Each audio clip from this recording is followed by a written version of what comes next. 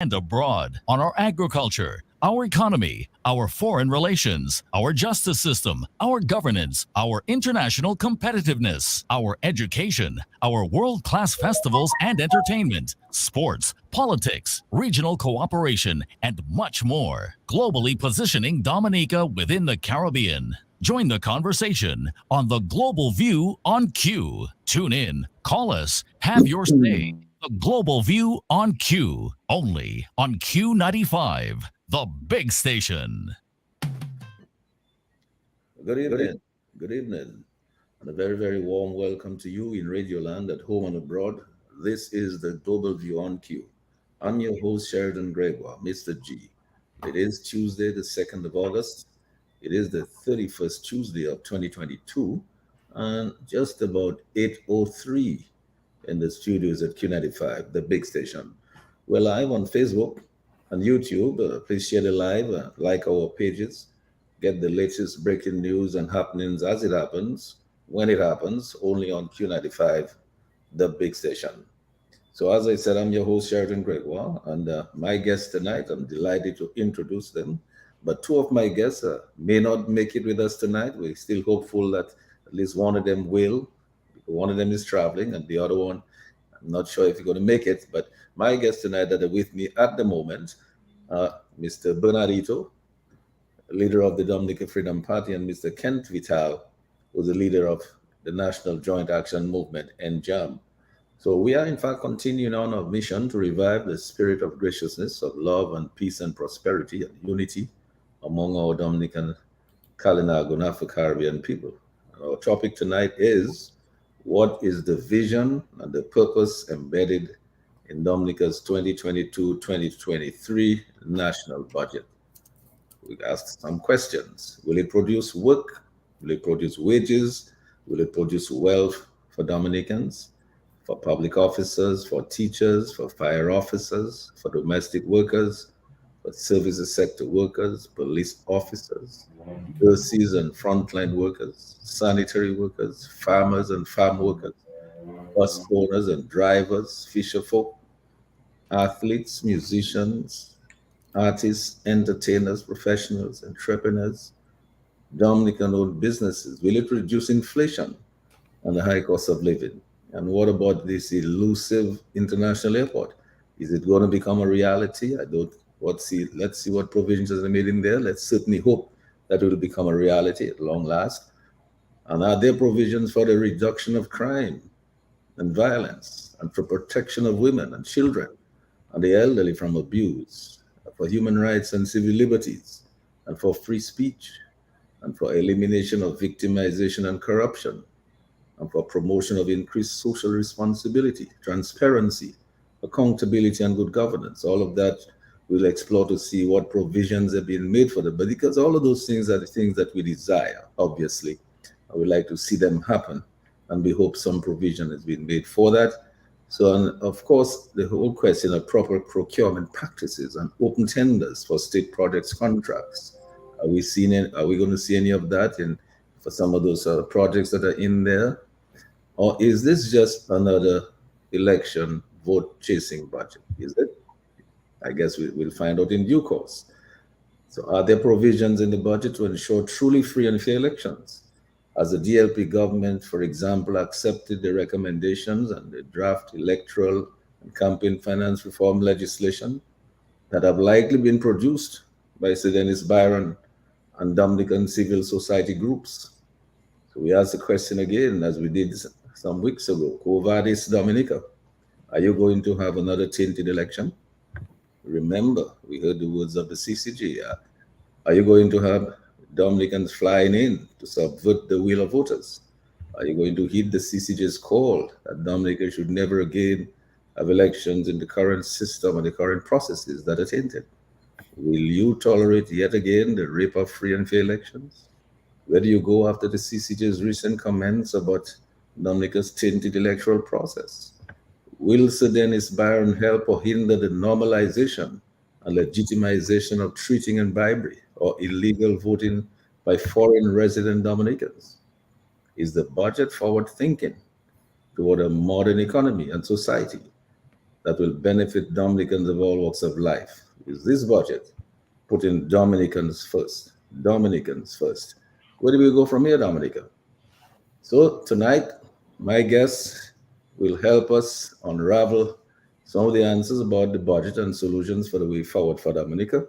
As usual, they will discuss the good, the bad, the ugly, and the dangerous with no anger, with no malice, no personal attacks, no vilification, no divisiveness, just bringing back civility, a caring society, and good governance. Recognizing, of course, the imperative for justice without delays and the resilience and sustainability of our Kalinago and Afro Caribbean brothers and sisters. Your voices at home and abroad take priority. Call in, tell us what you think of the budget, what you see as the solutions for the way forward for Dominica. We're going to be welcoming your calls tonight very early. We're going to ask Lambi to open the lines very early and take your calls as they come in and interrupt our conversation because you, the people of Dominica, know what kind of budget you're facing at in your household. So please stay tuned to this space for another great debate and get the answers to your questions. Be part of the solution wherever you are in Dominica, in the region, and globally. Join the conversation on Global View on Q. Have your say as you do every Tuesday with me, Mr. G, on Q95, the big station.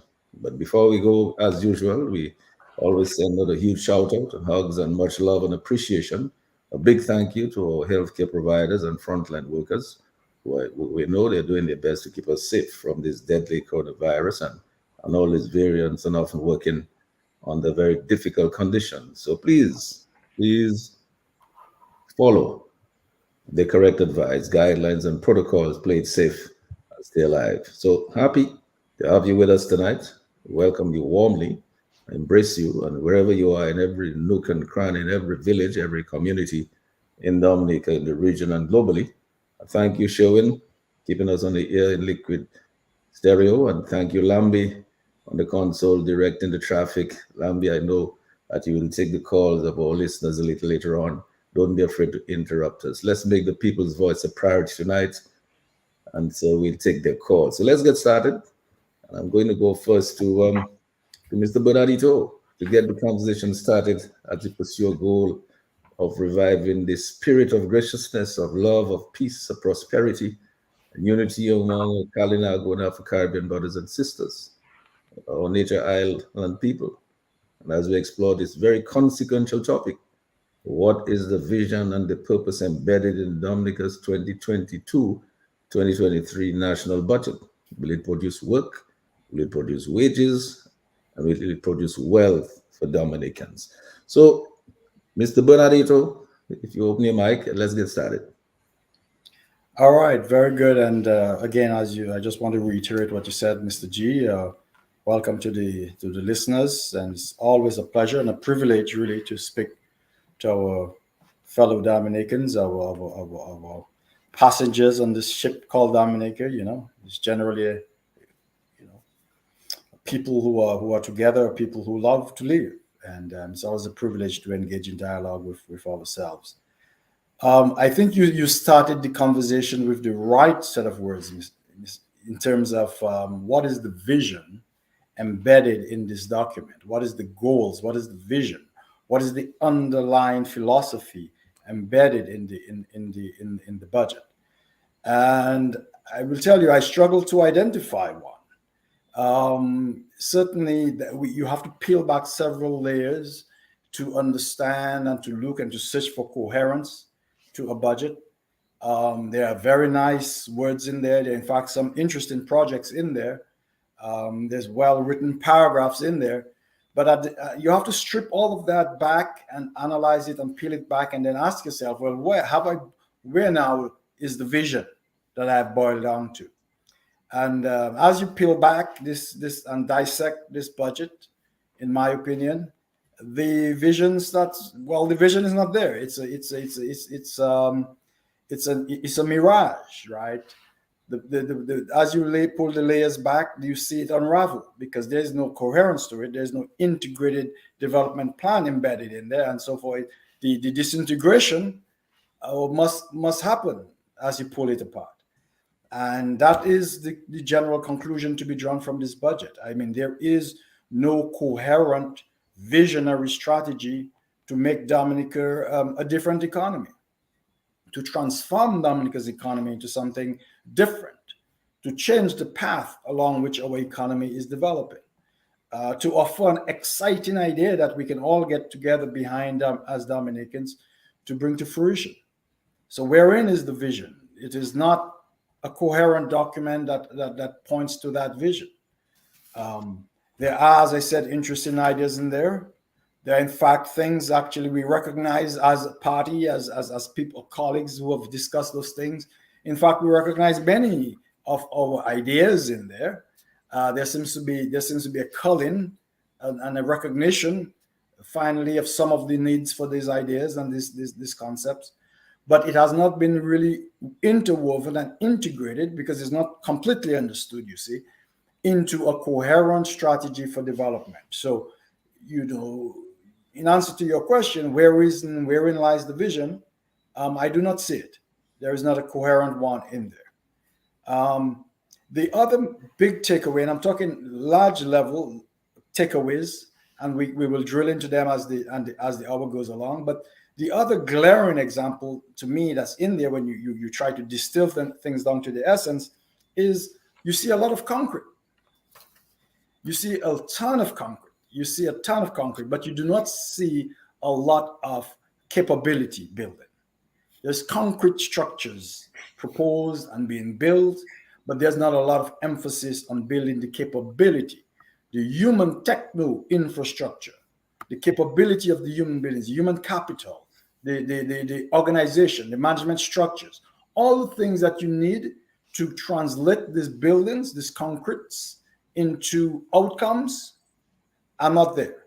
And without that middleware of capability, you will not get from the buildings, the concrete, to outcomes. But nowhere, glaringly throughout the budget, you see the emphasis on the middleware, which is that capacity building that we need to translate inputs and buildings and structures into outcomes. So clearly, that's a big takeaway for me. This government is not focused on building the socio-technical infrastructure to transform all these projects and ideas into outcomes. The other big takeaway from me, and sort of a historical analysis, you have got to ask yourself, well, over the past 20 years, these budgets have been similar things have been said, similar ideas have been proposed. The geothermal investment in education has been said time and time again.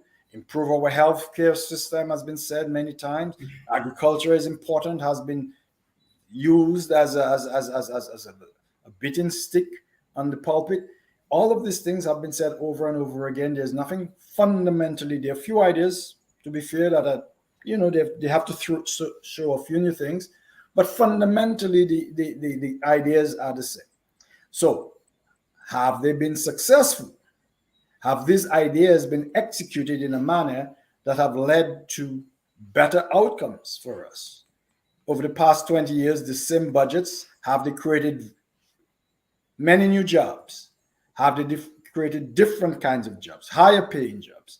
Have they created a better quality of life for us in terms of safety, social safety, and in terms of social cohesion and purposefulness and a sense of destiny?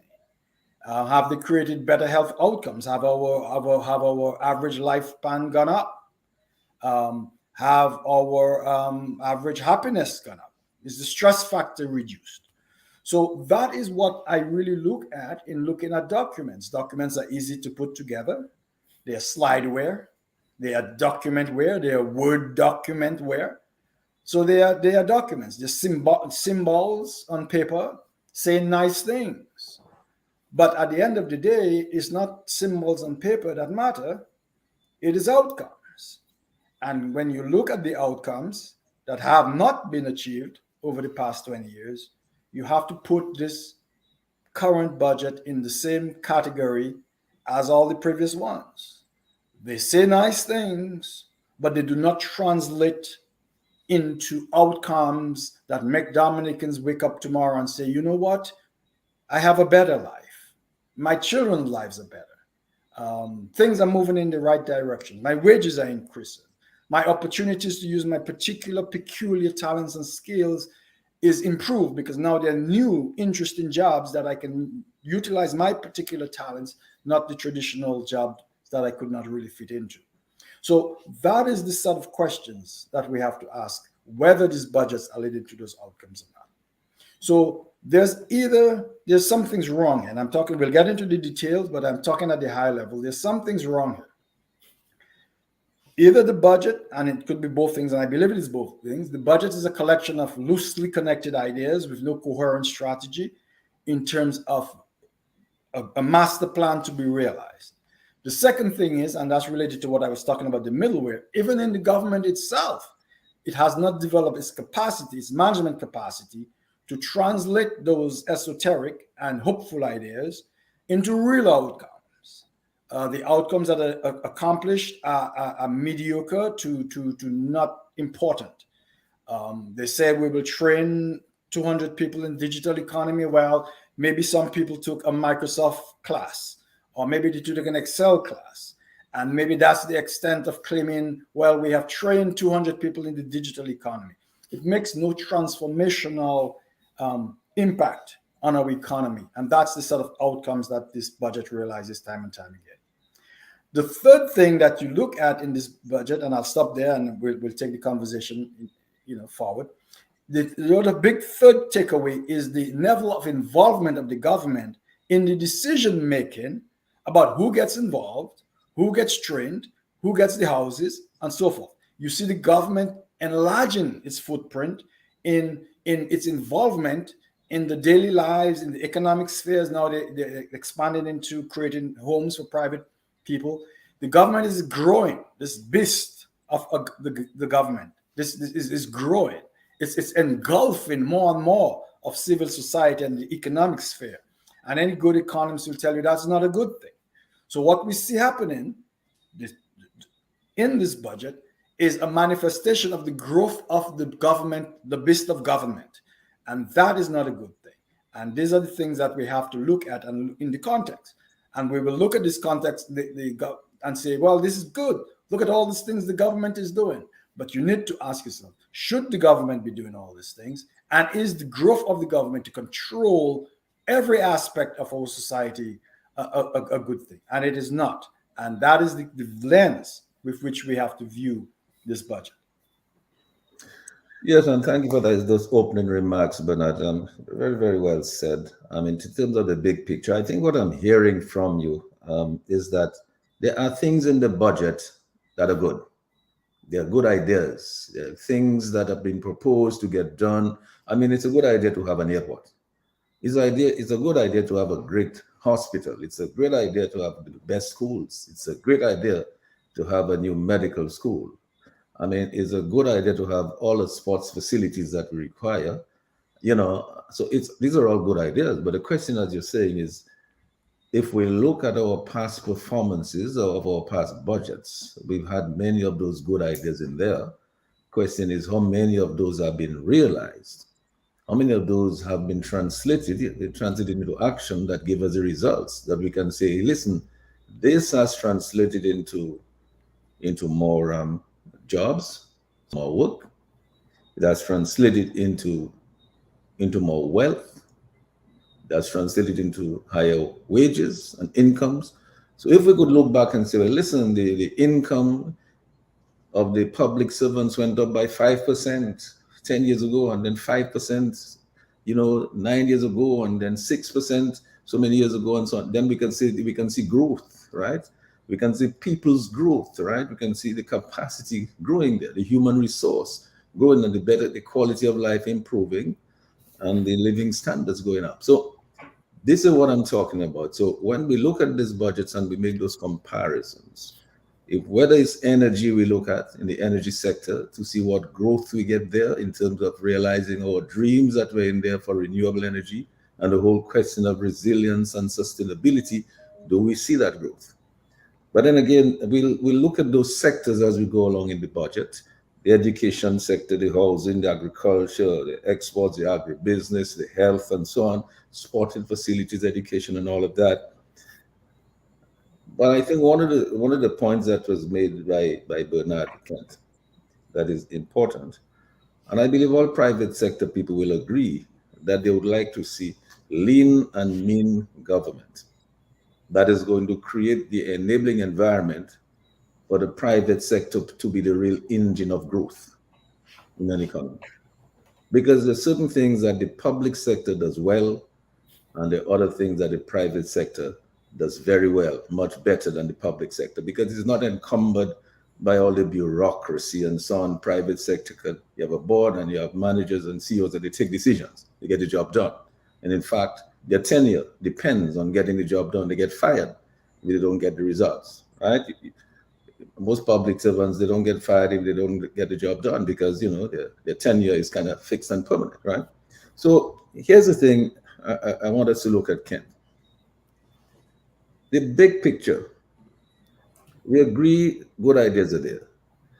Do we see a change or any provision to change the capacity? When you start from the political directorate, from the ministers themselves, do you get a sense that there is some intention to improve their own capacity to get greater results in their ministries? You understand what I'm saying? Do you see what is happening that will improve the capacity of private sector, like our contractor? Do we see, for example, that we are putting our contractors side by side with foreign contractors who are there, who may have greater expertise and experience, and so they learn and the skills are transferred, so that we can say in 5 years' time, our contractors will be able to take over this whole thing because they have the expertise, the skills have been transferred. But then for 20 years, if we have not seen it happen, do we have the confidence that it's going to happen? What do we see in the budget that tells us it is likely that that could happen? These are the kind of questions, Kent. Let me just go over to you, Kent, and you'll give us some of your thoughts on some of that. Okay. Thank you, Sheridan, and good night to all listeners. Good to be here with Bernard as well. Yeah, so the government obviously don't understand what proper planning is. They don't have a proper planning framework. But let me start. I'll come back to what you asked, but let me start by saying, when I looked at this budget, especially in the beginning when they attempted to report on achievements, what I see is a budget of self-praise that is far from the reality. I'll give you an example. In the very early part of the budget, it says somewhere there, this administration has been innovative, creative, committed, and unyielding in building a resilient, dynamic Dominica, transforming this country and empowering our people. Give me a break. Are we on a different planet or something? We all know that this is just self-praise. We are nowhere close to that. A little lower down, it says a more developed Dominica now exists. Really? You mean you build a few apartments and they have not been tested by the hurricane, and you have done a few roads that any government would have done, and we are more developed, a more developed Dominica may exist? How do you judge that? By these things? What about the employment and the poverty and all the other things that you're supposed to be reporting on and you're not able to report? So I see a lot of that. But it just reminds me, and I've seen this over and over again in the government's promotion of the country, it just reminds me that this government have gotten into a mode of lying. Lying to the public, creating an impression to our local unsuspecting public in order to deceive them, number one. But the fact is, a lot of us have already realized that's what they're doing, and that's why the majority of Dominicans who live in Dominica voted them out the last time.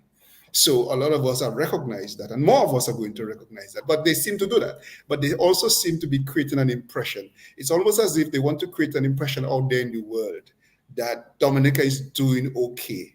For whatever reason, they're trying to create that impression, but the impression is not helping us. And definitely, they are maybe taking in front before anyone take them, so to speak. But I see they do that all the time. So when I look at some of the promotion of the economic citizenship programs, I see a lot of instances where they're just lying about Dominica. Sometimes subtle lies, sometimes not so subtle lies. So this is the kind of government we have. So you see a lot more of that in the budget itself. It's almost like saying it would make it become a reality. And it's really laughable and it's a joke, but most of us know the reality and we know the truth. That's why most of us voted them out. And that's why more of us are going to vote the government out, because they are just a disaster, pure and simple.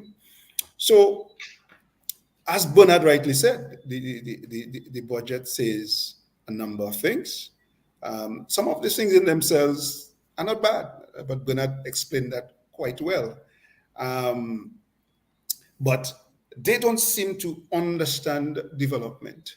They plagiarize. I have a friend that said to me, he presented a proposal to them and he saw it reflected in the budget. And there's no problem in them taking things from whatever other people say, but they wouldn't even have the decencies to say, we are very happy that our people have been speaking about the kinds of things that can work on Sheridan's program, on other programs. From this person presented the budget, and thanks to the public for giving us suggestions. We have embraced them. Thank you very much. They wouldn't even have the decency to say that. They would adopt them and use them. But this is the kind of government we have. The fact is, can they make it work? Have they made it work in the past? And can they make it work going forward? And we know the answer to that is no. So this is the kind of government. They don't seem to have a proper planning framework. They don't seem to understand development. So they take those ideas, but they don't have a proper framework. They had set up this thing after the hurricane. I don't remember the name at the moment, but I think Francine Barron is now heading it. It's called CREED. CREED, right. In the first place, the only reason you would have needed a CREED is if in the first place your systems were bad. That's why the developing the donors, the potential donors, because many of them ended up not donating anyway, because they understood the systems were bad. And even with CREED, it didn't help, because there's a basic corruption, a basic institutional problem, a basic mindset problem with this government. And even when they set up the kinds of institutions to make a difference, it doesn't work. So CREED hasn't worked, CREED hasn't helped. People have resigned, people have left. So they clearly do not have a proper framework for planning. Or if they do try to do one, the fact is because of corruption, because they so lack integrity, because they are not honest. They are constantly looking to benefit themselves for their own self-interest. And the systems never work to really progress the ideas, even if those ideas were good ideas. So this is what we see all the time. And I do know that they do have some planning documents. And when I read some of those planning documents, some of them documents are not bad in themselves. They were written by consultants. But here we go with the same problem. Good words written by consultants, but there is no fundamental intention of the government to implement those things. Their fundamental intention is to see how to benefit themselves. And therefore, the delivery, it just doesn't happen. So this is the kind of government we have, and we see more of the same in the budget. So, but you just need to look back at their, and again, Bernard, you were touching on that. You just need to look back at their performance. Can I just repeat 1 second? I think Lambi wants us to take a call. Lambi, yes, certainly. Good evening, caller. Thanks for joining us. Go ahead, please, with your call.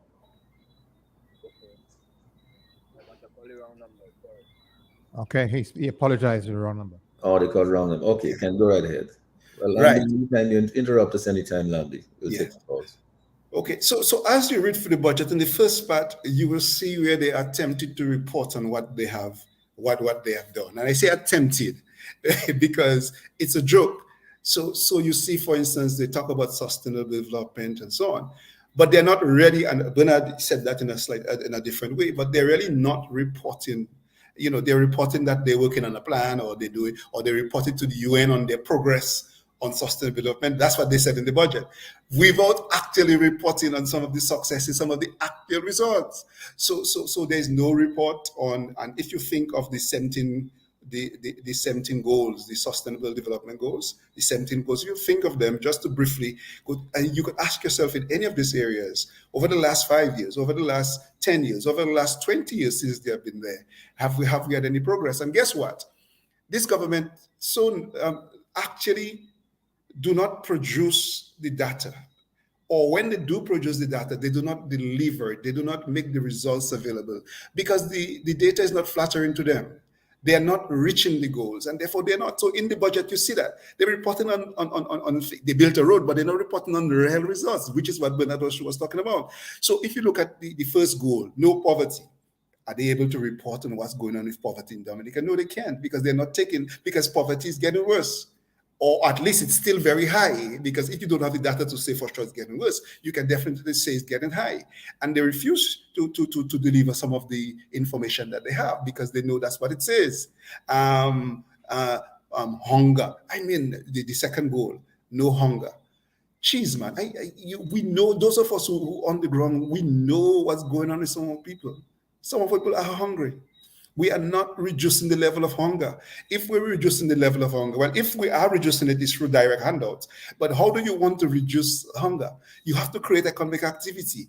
People are worse off. People are not better off. So there is no results. And you know, they will always have an excuse. You know, it's almost like I've said before, maybe on this program, maybe on other programs, it almost looks as if this government is happy to have had COVID and happy to have had Erica and happy to have had all the things that we have had in the recent past, because they keep getting an excuse and they love to raise the excuses as to why we're not going forward. But the truth is, yes, these things have affected us. No one will deny that. But the country was never placed in the position to be able to deal with those shocks. We were never on a solid growth trajectory to be able to say that, you know, this thing has brought us down. You know, it maybe have made things worse. They certainly made things worse. But in most instances, we were already on the wrong path. We were already declining. We were already, you know, one of my biggest fears is that Dominica will descend to the depths of Haiti under this government. The kinds of, I don't want to be disparaging about Haiti, anything like that. But the truth is, I know Haiti. I've been to Haiti. We know the difficulties in Haiti. And the fact is, the path this government is taking, I wouldn't be surprised if Dominica, you know, things get so bad. I actually believe we are becoming a failed state. And that is why we have to arrest the situation. I mean, the one thing that's saving us, and we'll get to that maybe when we get to the details. There's so much to talk about, so stop me anytime, because I will just keep going. But if we go down to at least let me finish this part about the sustainable development goal. Let's take a quick call. Let's take a quick call, Kent. Right. Go ahead, Lambi. Yes, caller. Thanks for joining us. Go ahead, please. Yes, good evening, Lambi. Good evening. Good evening to the entire panel, Mr. G. Yes, good evening. Mr. G, please allow me to ask my Prime Minister a question. I know you all have a very important program. I listen to your program every Tuesday when they have a program. But every time I try to call, I get it through on map. I get it through elsewhere. So can I ask a question tonight? Go right ahead. Yeah, Mr. Rosa Skerrit, I have been asking you questions time after time, and without a response. But one day I was privileged to get a response from you because I spoke to you directly. When I asked you whether your police would harass Mr. Ken Vital for standing for Dominica, I am afraid, and as a citizen, I want you to help me. Whenever fear comes on me, I always rebuke it, but it continue coming. I want to ask you a twofold question tonight, sir.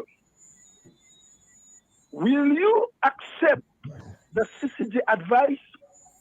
Mr. Skerrit, will Dominica have a next election with a proper electoral reform? Please tell me. I want to know. Good night. Thank you very much. Good question. Yes. Lambi, yeah, but what I'd like you to do, Lambi, give the numbers out a little bit before I go back to Ken so that folks will know that they can take their calls. We'll take their calls at any time. Give them the numbers, please. Oh, yes, I will. This is the Global View on Q, and the numbers to access here is 449-3095, 449-3096, 449-3097, 616-4257.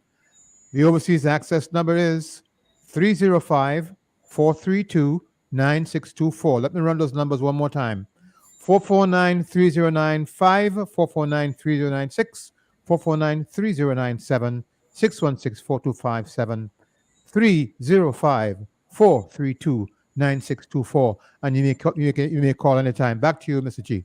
Yes, and thanks a lot, Lambi. Okay, so just to let the folks know that we welcome their calls at any time. The budget, the budget about people. Let's take that call. But Lambi, go right ahead. Okay, caller, thanks for joining us. Go ahead, please.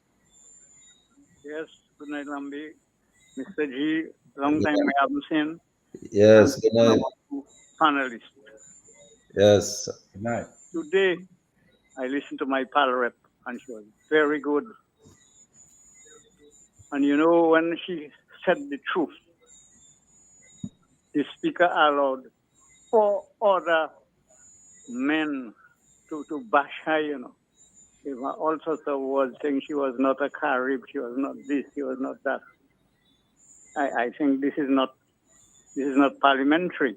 And what she was saying was truth. And well, the truth offends. Anyway, I want to tell Annette we are with her. We are behind her. And when the change comes, she will be our true parliamentary rep. Hats off to Annette. And I'm listening to the program. Yes, of course. And let's also give a shout out to Miss Annette Sanford as well. She's a serious Herald giant. Yes, Political field here tonight. Kent, let's go over to you so you can click with your. Okay, so just to jump back a bit, the reason I'm looking at the sustainable development goals, because that's part of what they say that they're managing towards. The same thing goes. So if you wanted to say there was some kind of vision or something they were working towards, well, they have admitted that's what they were working towards. But in attempting to report on it, all they could say was, we have given an update to the UN system on this, but they couldn't actually report on any of the results. And we know why they couldn't, because the country is not doing good. So they couldn't report on poverty. They didn't report on hunger, and we know what's happening there. We dealt with that. Good health and well-being, that's the third goal.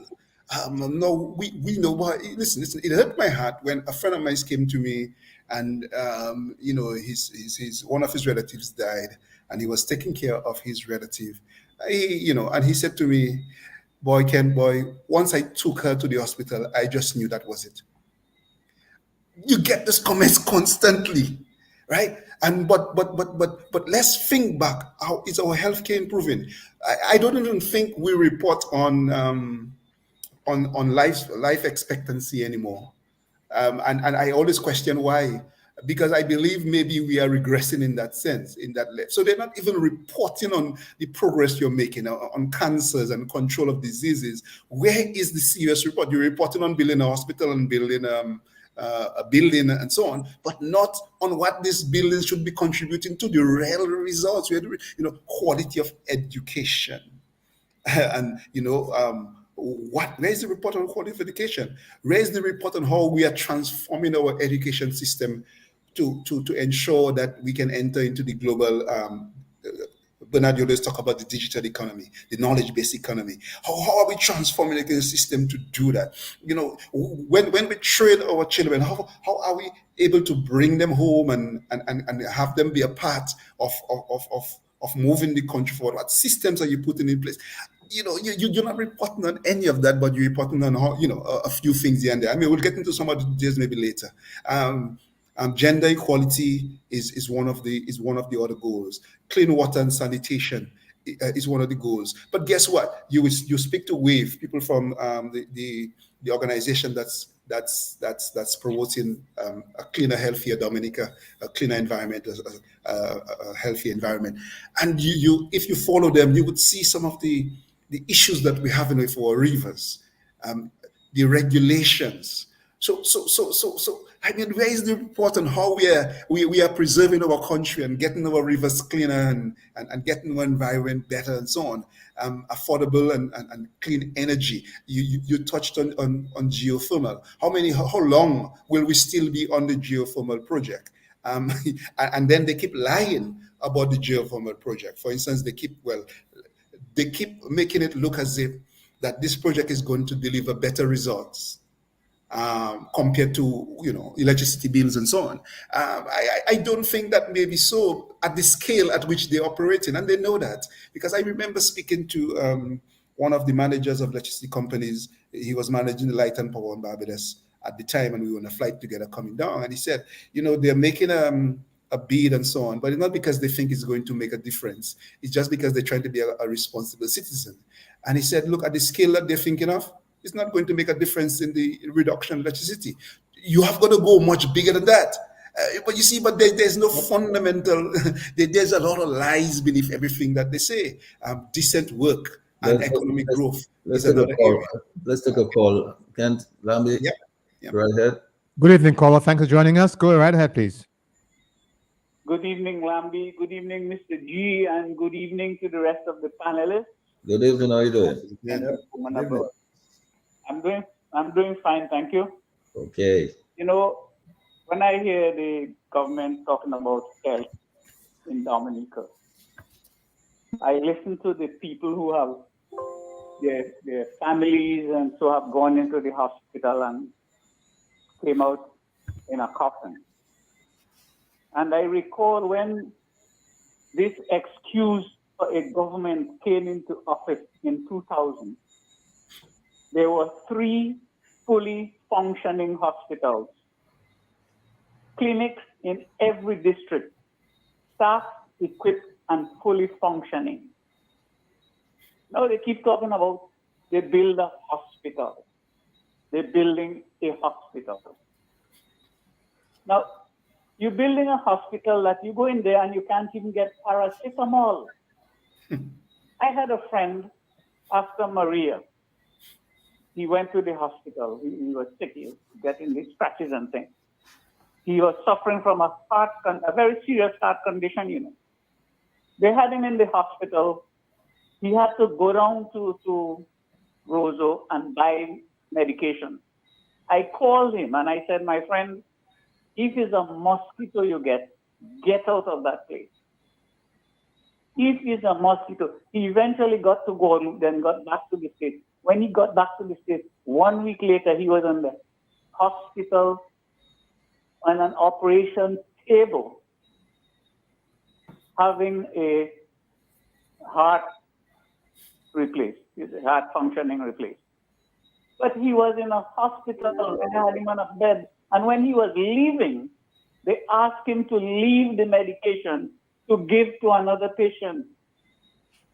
How can you tell me Dominica had one of the best healthcare service in the region? Persons used to come from different islands to be trained in Dominica. Now, somebody get a hand problem, they die. They have a foot problem, they die. But the thing is that the ministers and their friends and their associates will fly overseas to clean their teeth and for people dying in the hospital. And this is sad. You know, we talk so much. I think we need to run these people out of office because they will not leave voluntarily. We can sit and think we're going to get electoral reform. We will not get that. Trust me, because Sheridan is not going to do anything that will put him out of office. We literally have to run these people out of office. I don't know. People say we mustn't say certain things. But I think it will take a 1979, that will be worse than real 1979, to get these rogues out of office. Thank you, gentlemen. Good night. Yes. The column makes a good point, and that's the thing we have to talk about. What we're talking about, concrete versus capability, and the healthcare. If we look at the information in there, you'll see a lot of information about building new. Let's take a call, Lambi. Yes. Caller, good evening. Thanks for joining us. Go ahead, please. Good evening to Mr. G and the panelists. Very good program so far. Okay. Mr. G, let me just say, I want to thank you for the work that you're doing. That Tuesday program is really a good program, very informative, and you're getting the right people at the right time to do what they have to do. First of all, you're talking about the budget, and let me congratulate the leader of the opposition for his response to the budget. I think it was a very good response. And again, the leader of the opposition has demonstrated that he wants to see accountability in terms of government's operation. However, I listened to Bernard's opening remark tonight, and he made a lot of sense with respect to government's expansion. everybody sees over the years that the budget allocation, or when they aggregate and in the budget, the among the expenditure to raise money comes higher. Right now, it's $1 billion budget, but actually the government is taking up too much. It cannot handle, and so far, so that figure needs to be going up. But as you rightly said, and everyone is concurring with that, that is, you have to have results. A budget is supposed to be results oriented. It's not about just coming and read something, but you have to report to make people know, look, you have progressed. And what we see is that most of those undertakings by governments could have been done by the private sector. Most of the work is sometimes private sector driven. And the government will not let the private sector have a say with respect to the development. That's why the government has too much on its plate right now. Which means that the government, as Bernard said, is expanding, the private sector is dwindling, and therefore they cannot make a meaningful contribution towards the development of Dominica. Before, it was being said that the private sector is the engine of growth. Now that is no more, because the government failed to put in necessary incentives to incentivize that sector so that it can grow. What the government is doing instead, it competes with the private sector, and that is very bad for a country. Nowhere in the world do you see that government is the highest employer in a country. Most times the private sector dominates, helps government and move. Another area I heard somebody talk about healthcare, and that is a very serious matter, talking about a budget and healthcare. And they boast about building. Mr. G, you live in a big country. Bernard, you have been in the US. Kent, you've been out there, study out there. Let me tell you, most operations that are done in the military, especially during war, is done under a tent. And they do some life-threatening operations, and they save lives. So it's not about a building, it's the equipment and the personnel that you have that well-trained to execute good health care for people and make them survive. And each time people go to the hospital, they pray. I see a lady kneeling down last week. Her son went to the hospital and she kneeling down in front of the hospital, praying while the son was being processed at the casualty. Praying. That is the kind of sin that is going on there. So I just made the point. It's not about a building. It's having the right equipment and the personnel. And the government cannot tell us exactly when it is that they're going to get the specialization for that. And I'll say finally, that this budget this year has not impacted on the ordinary man. We still see a budget, obviously, as Bernard rightly said it correctly, of concrete, and still you have foreigners coming to build that same concrete structure for Dominicans. So people are really not employed or empowered. You have businesses been struggling because why? The government still, the people who come to build and erect those buildings, they still import most of what is needed for the building. And that is really not good for a country. If you want the country to grow, you have to empower the people. And so I want to say that. And finally, the Prime Minister boasting about he come and give us a tax break on the VAT for privilege charge. Mr. Prime Minister, you have to remember you are the one who instituted VAT. This country has run without VAT, and since you came in, you put in VAT.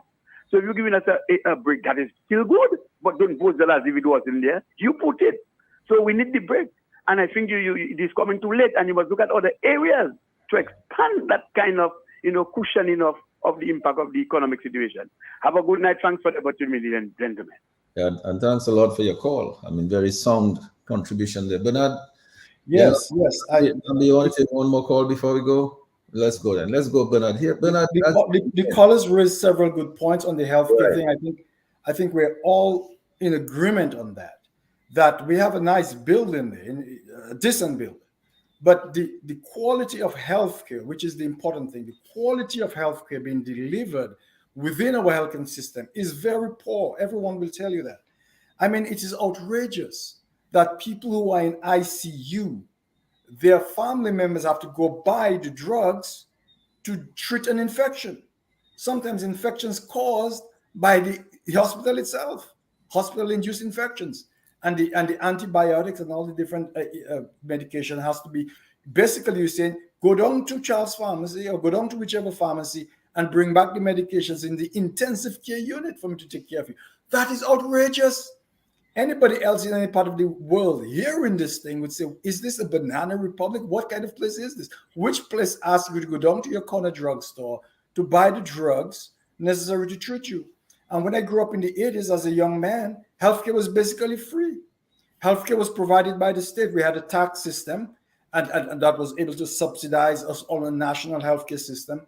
And healthcare was basically free. And somehow the Dominican public has been duped into believing that we should move into this model, this American high healthcare cost model, where we have to pay for all these things in healthcare.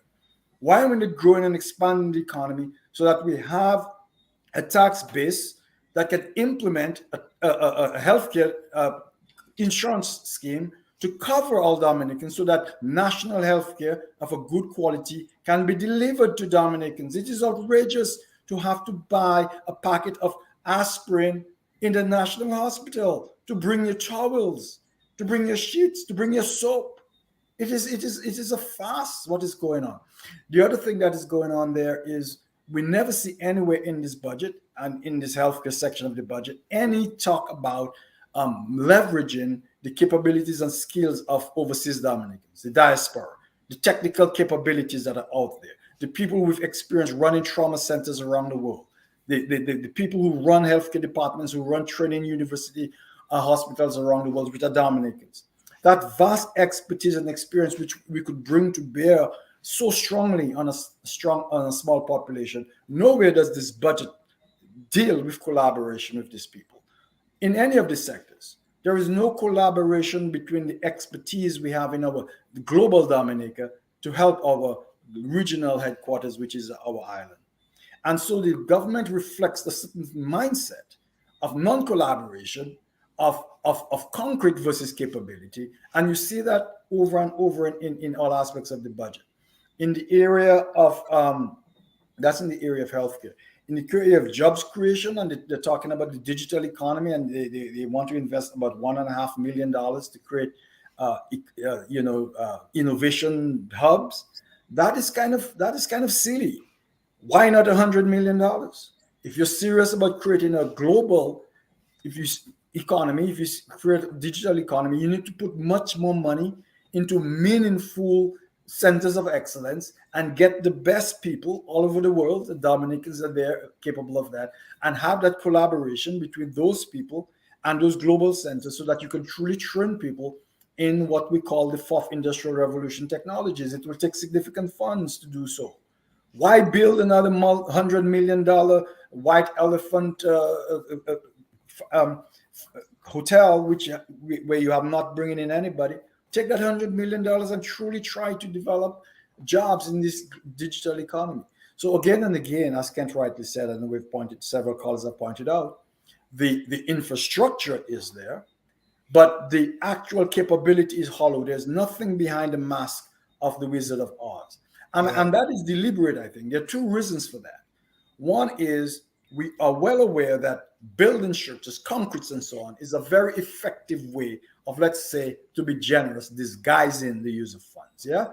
Any people who study development studies will tell you building things, concrete, is the best way to have kickbacks happen, to have contracts handed out, ways to bleed the economy. So if you look at the budget, what it tells you is there's a lot of bleeding going on because the focus is on building things. Now they want to build 700 new houses, major artery bleeding in operation. And so that is the focus, is the concrete has a definitive reason. The other thing that the caller said in terms of referring to when I was talking about the growth of the government, it's not simply that the government is growing so big and taking too much onto its plate, The government is deliberately growing itself as an organism to consume all aspects of society, because once it does that, it can now control the lives of people. And it's very important to this government to exert control over the Dominican population to ensure that they are under the constant threat of vote us or suffer, of vote us or not benefit.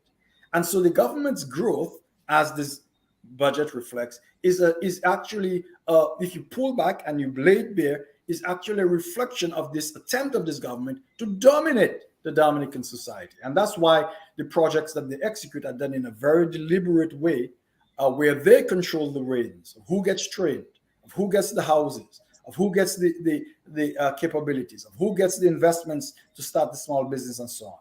is all very structured to ensure that your parliamentary representative will have domination over your life and your well-being, and we will reduce independent spheres of action so that we ensure that this occurs. So this budget represents some very pernicious things. If you truly look at it and understand the underlying intentions, you will start to realize that this government is far from benign, helpful, creative, and innovative, but in fact quite pernicious and quite malicious and ominous in its underlying values. Yes. So here's the thing. Let's go back to the question of capacity. Yeah. I wanted to go back to that. You see what happens again is that there are good ideas in the budget. Yeah. There's always good ideas in every single budget. I mean, you can go way back to how many years. There's always good ideas in it. The thing is, these ideas have to translate into action that is going to create work, that's going to create better wages, that's going to create a better standard of living, a better quality of life, and wealth for the people.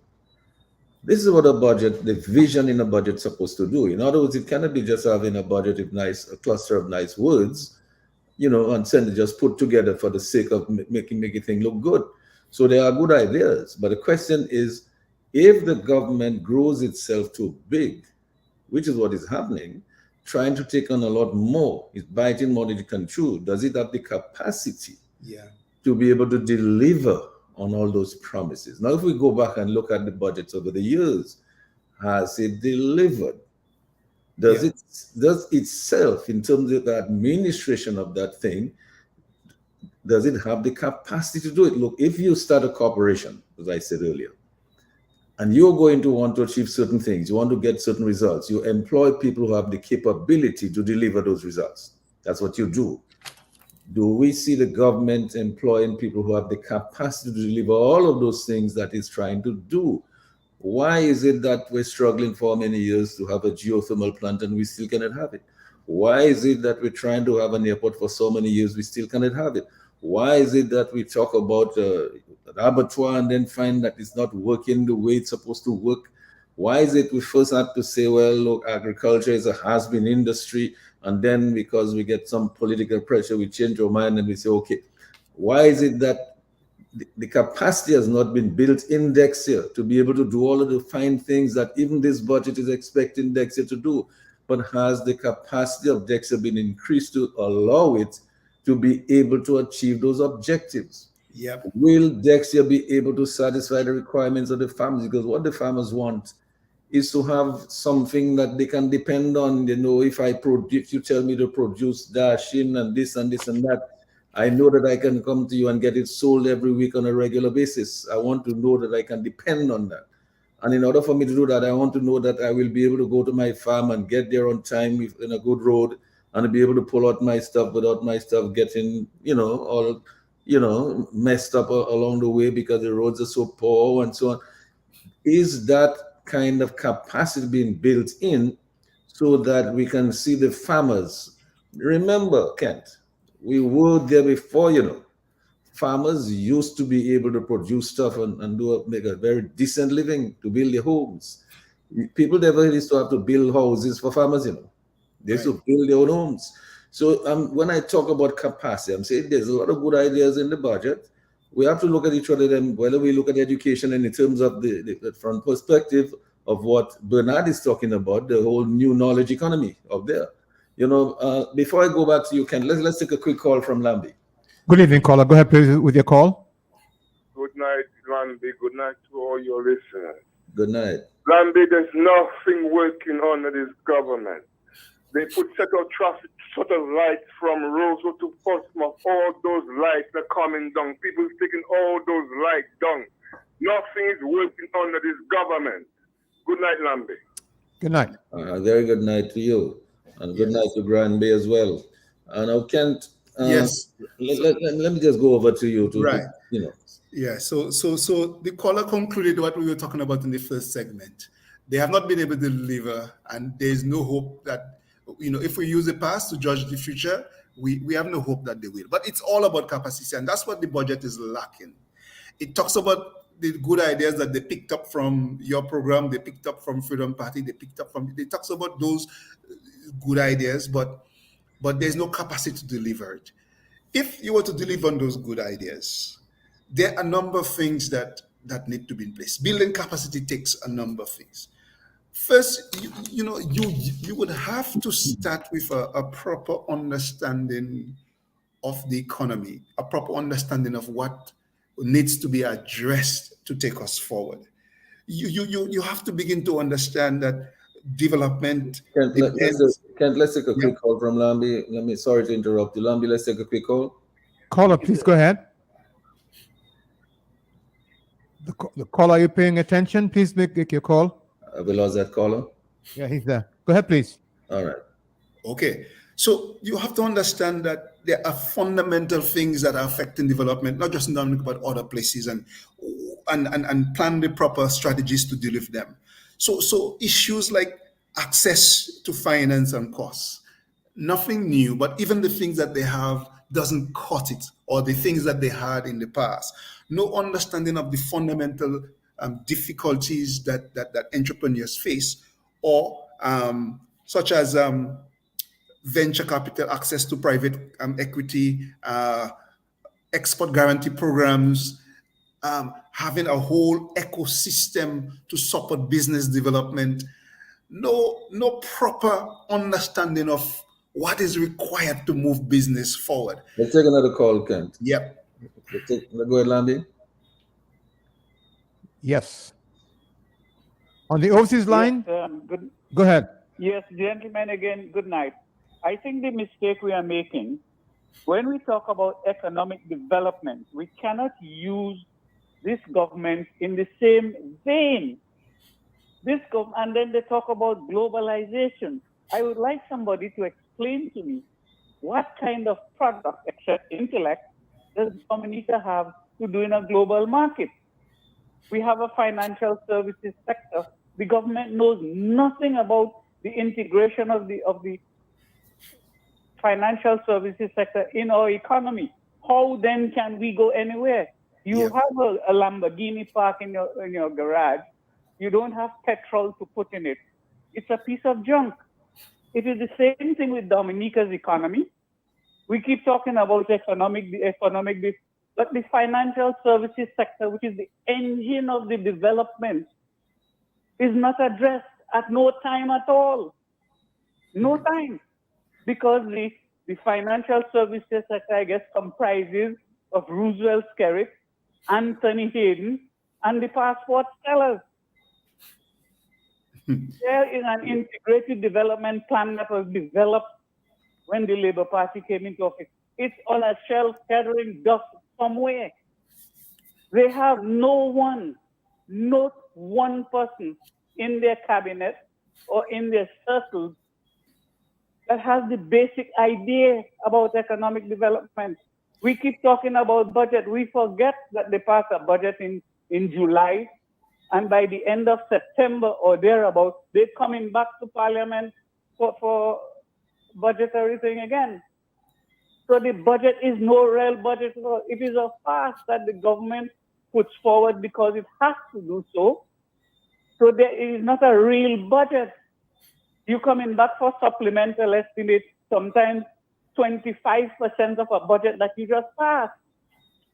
So that is a farce, and we have to get rid of these things.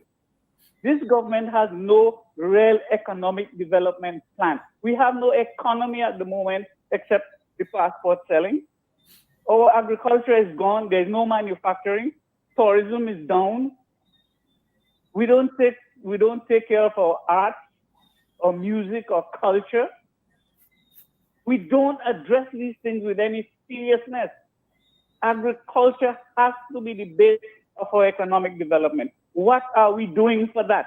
We have no coconut replanting scheme. We have no forest replanting scheme. We have no cocoa, coffee. We have none of these replanting schemes.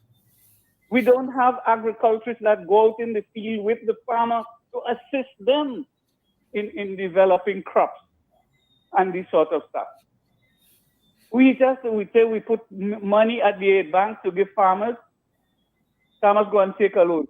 Do we have an agriculturist specialist in the particular crop to spend time with the farmer in the field, not go out and eat 2 bananas, pick a jelly, or eat 2 mangoes and come back?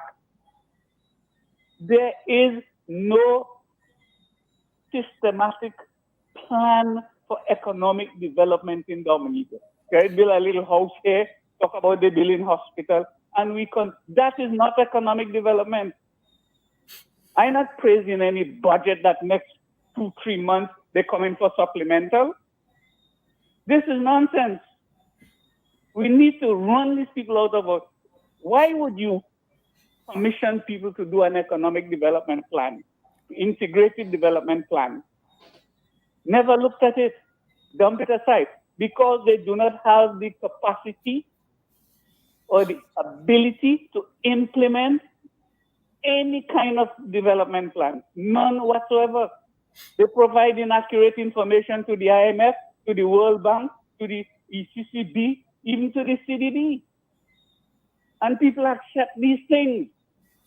That contributes to the mediocrity, the incompetence, and the corruption, like the COVID virus that has infected Dominica. All these things are not taken seriously. And when people try to talk about it, they say you're giving Dominica a bad name. And when the former president described them as, shithole countries, we should blame our leadership. Well, thanks a lot. Thanks a lot. Our country that way. Good night, gentlemen. Yes, sir. Good night, and thanks a lot for the contribution. Kent, you know what is coming back to all the time? I mean, you see, there's not these ideas that they are not new. What we're doing now is reflecting on the capacity to be able to. We have had many budgets over the years with some of those ideas and many of those ideas, but we are not getting results that are translating into improved quality of life and the living standards of the people. And so if we look at it from any of the sector standpoints and come back to what Bernard is saying about the new economy, we do not see the kind of allocations in there to improve the human capacity to be able to take advantage of this global economy that we're talking about, this global knowledge economy. And he's saying that there's no point putting $5 million in there for that, and when you should be putting 100 million. And I think the caller is saying, listen, it makes no sense that you'd have estimates that are really not estimates, because you come back a few months later with what they call it supplementary appropriations bills asking for 25 to 30 or 50% more than what you had already budgeted for. He said, what kind of budgeting is that? So it comes down again, Ken, to the question of the capacity to do those things. Right. So if any aspect you look at, that issue will keep coming back. So they don't understand access to finance. They don't have the ministers themselves are not trained, and they often get very cocky. They become a minister and they think that they know everything.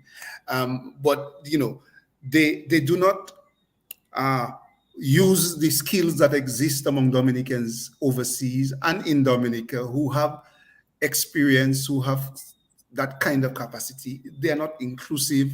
Why do they not do it? Because fundamentally, if they were to hire you and you're above board, that won't benefit them. So they're looking for people who will come and who would work with them corruptly. But once you begin to do that, you are deviating from truly pursuing, so nobody wants to work with a corrupt government. The good people don't want to work with corrupt government. They themselves don't want to hire the right people because they want to continue to be corrupt. So, and they themselves don't have the capacity. And many of our people who get trained, they don't want to stay in Dominica. They don't want to work in Dominica. They don't want to work for the government. So a lot of our good people keep staying out. You bring all of that together and there you go. No capacity. Right? So that is the problem. So they don't understand. So when they do put a few things in the budget, that's why Bernard is saying it's not coherent, because they don't quite understand how one thing should work. What is the real challenge? What is the real issue? What will work? What will not work? They simply don't understand it, and they're just grasping at straws. So I say something, they pick it up. You say something, they pick it up. Bernard says something, but they don't fully understand it. I could bet you, for instance, earlier on I mentioned in terms of access to finance, I mentioned venture capital, and I mentioned credit guarantees. Maybe next budget you'll see these two things mentioned. Yeah, because Kent, there's this thing called export credit insurance guarantee facilities. Right. You see, once you start really looking at exports, you have to bring in those kind of things. It's You have to bring in those kind of things. The question of national health insurance. Right. If you really want the system to work, you have to, because people's health is their wealth. They can't get expected productivity if people are not well. Good. So we raise those ideas, they'll pick it up, but they will not bring in the skilled people who understand it. The Dominicans who understand it well, they will not seek assistance because they want to seek assistance from people who are like themselves corrupt. And people who are like themselves corrupt will not bring the right kinds of assistance to the table. So we are stuck. Another area is, weak institutions. That is one of the fundamental reasons why our countries do not go forward. Now, and that's the last caller said that there's no proper planning framework. There's no proper planning capacity in place. It all boils down to capacity. So they don't understand exactly what to do, even when they have a good idea. They don't understand. So they will send a little thing in the budget, but it doesn't develop to the way it ought to. They do not study it properly to start with. So they throw the idea in there. So, for instance, I see some ideas in there on agriculture. And these are some things we have mentioned from time to time about how do you, in terms of promoting exports, how do you begin to assist the hucksters, and how do you, set up, in the focus on the market. It's generally a good idea, but I guarantee you they have not studied it properly. I guarantee you that they haven't really figured out how this thing will really work. And I guarantee you one more thing. In doing it, they're going to try to get the benefit for themselves. They're going to try to put their people in there. They're not going to be a proper system in place to determine how do we going to get the private sector to do this. Or they're not going to say, okay, we will partner with the private sector, bring in some funds, but do it in a proper way. They're just going to come in there and try to grab the business for themselves. And in doing so, it's going to fail. It's not going to work. But that is what happens all the time. Lack of capacity, corruption, lack of proper institutions, government inefficiency, all of these things prevent us from planning well and from executing well. Right? They don't understand the full importance of innovation and productivity and exports in driving growth. I mean, they know those things on the surface, but they don't truly understand what it takes to improve innovation. And Bernard always talks about that. But the kinds of R&D systems, the kinds of what you need to do in your information and communication technology sector, what you need to do in developing your human resources, or how your education should be adjusted, systems should be adjusted. Of course, they'll send a few people to go study and they'll report on that.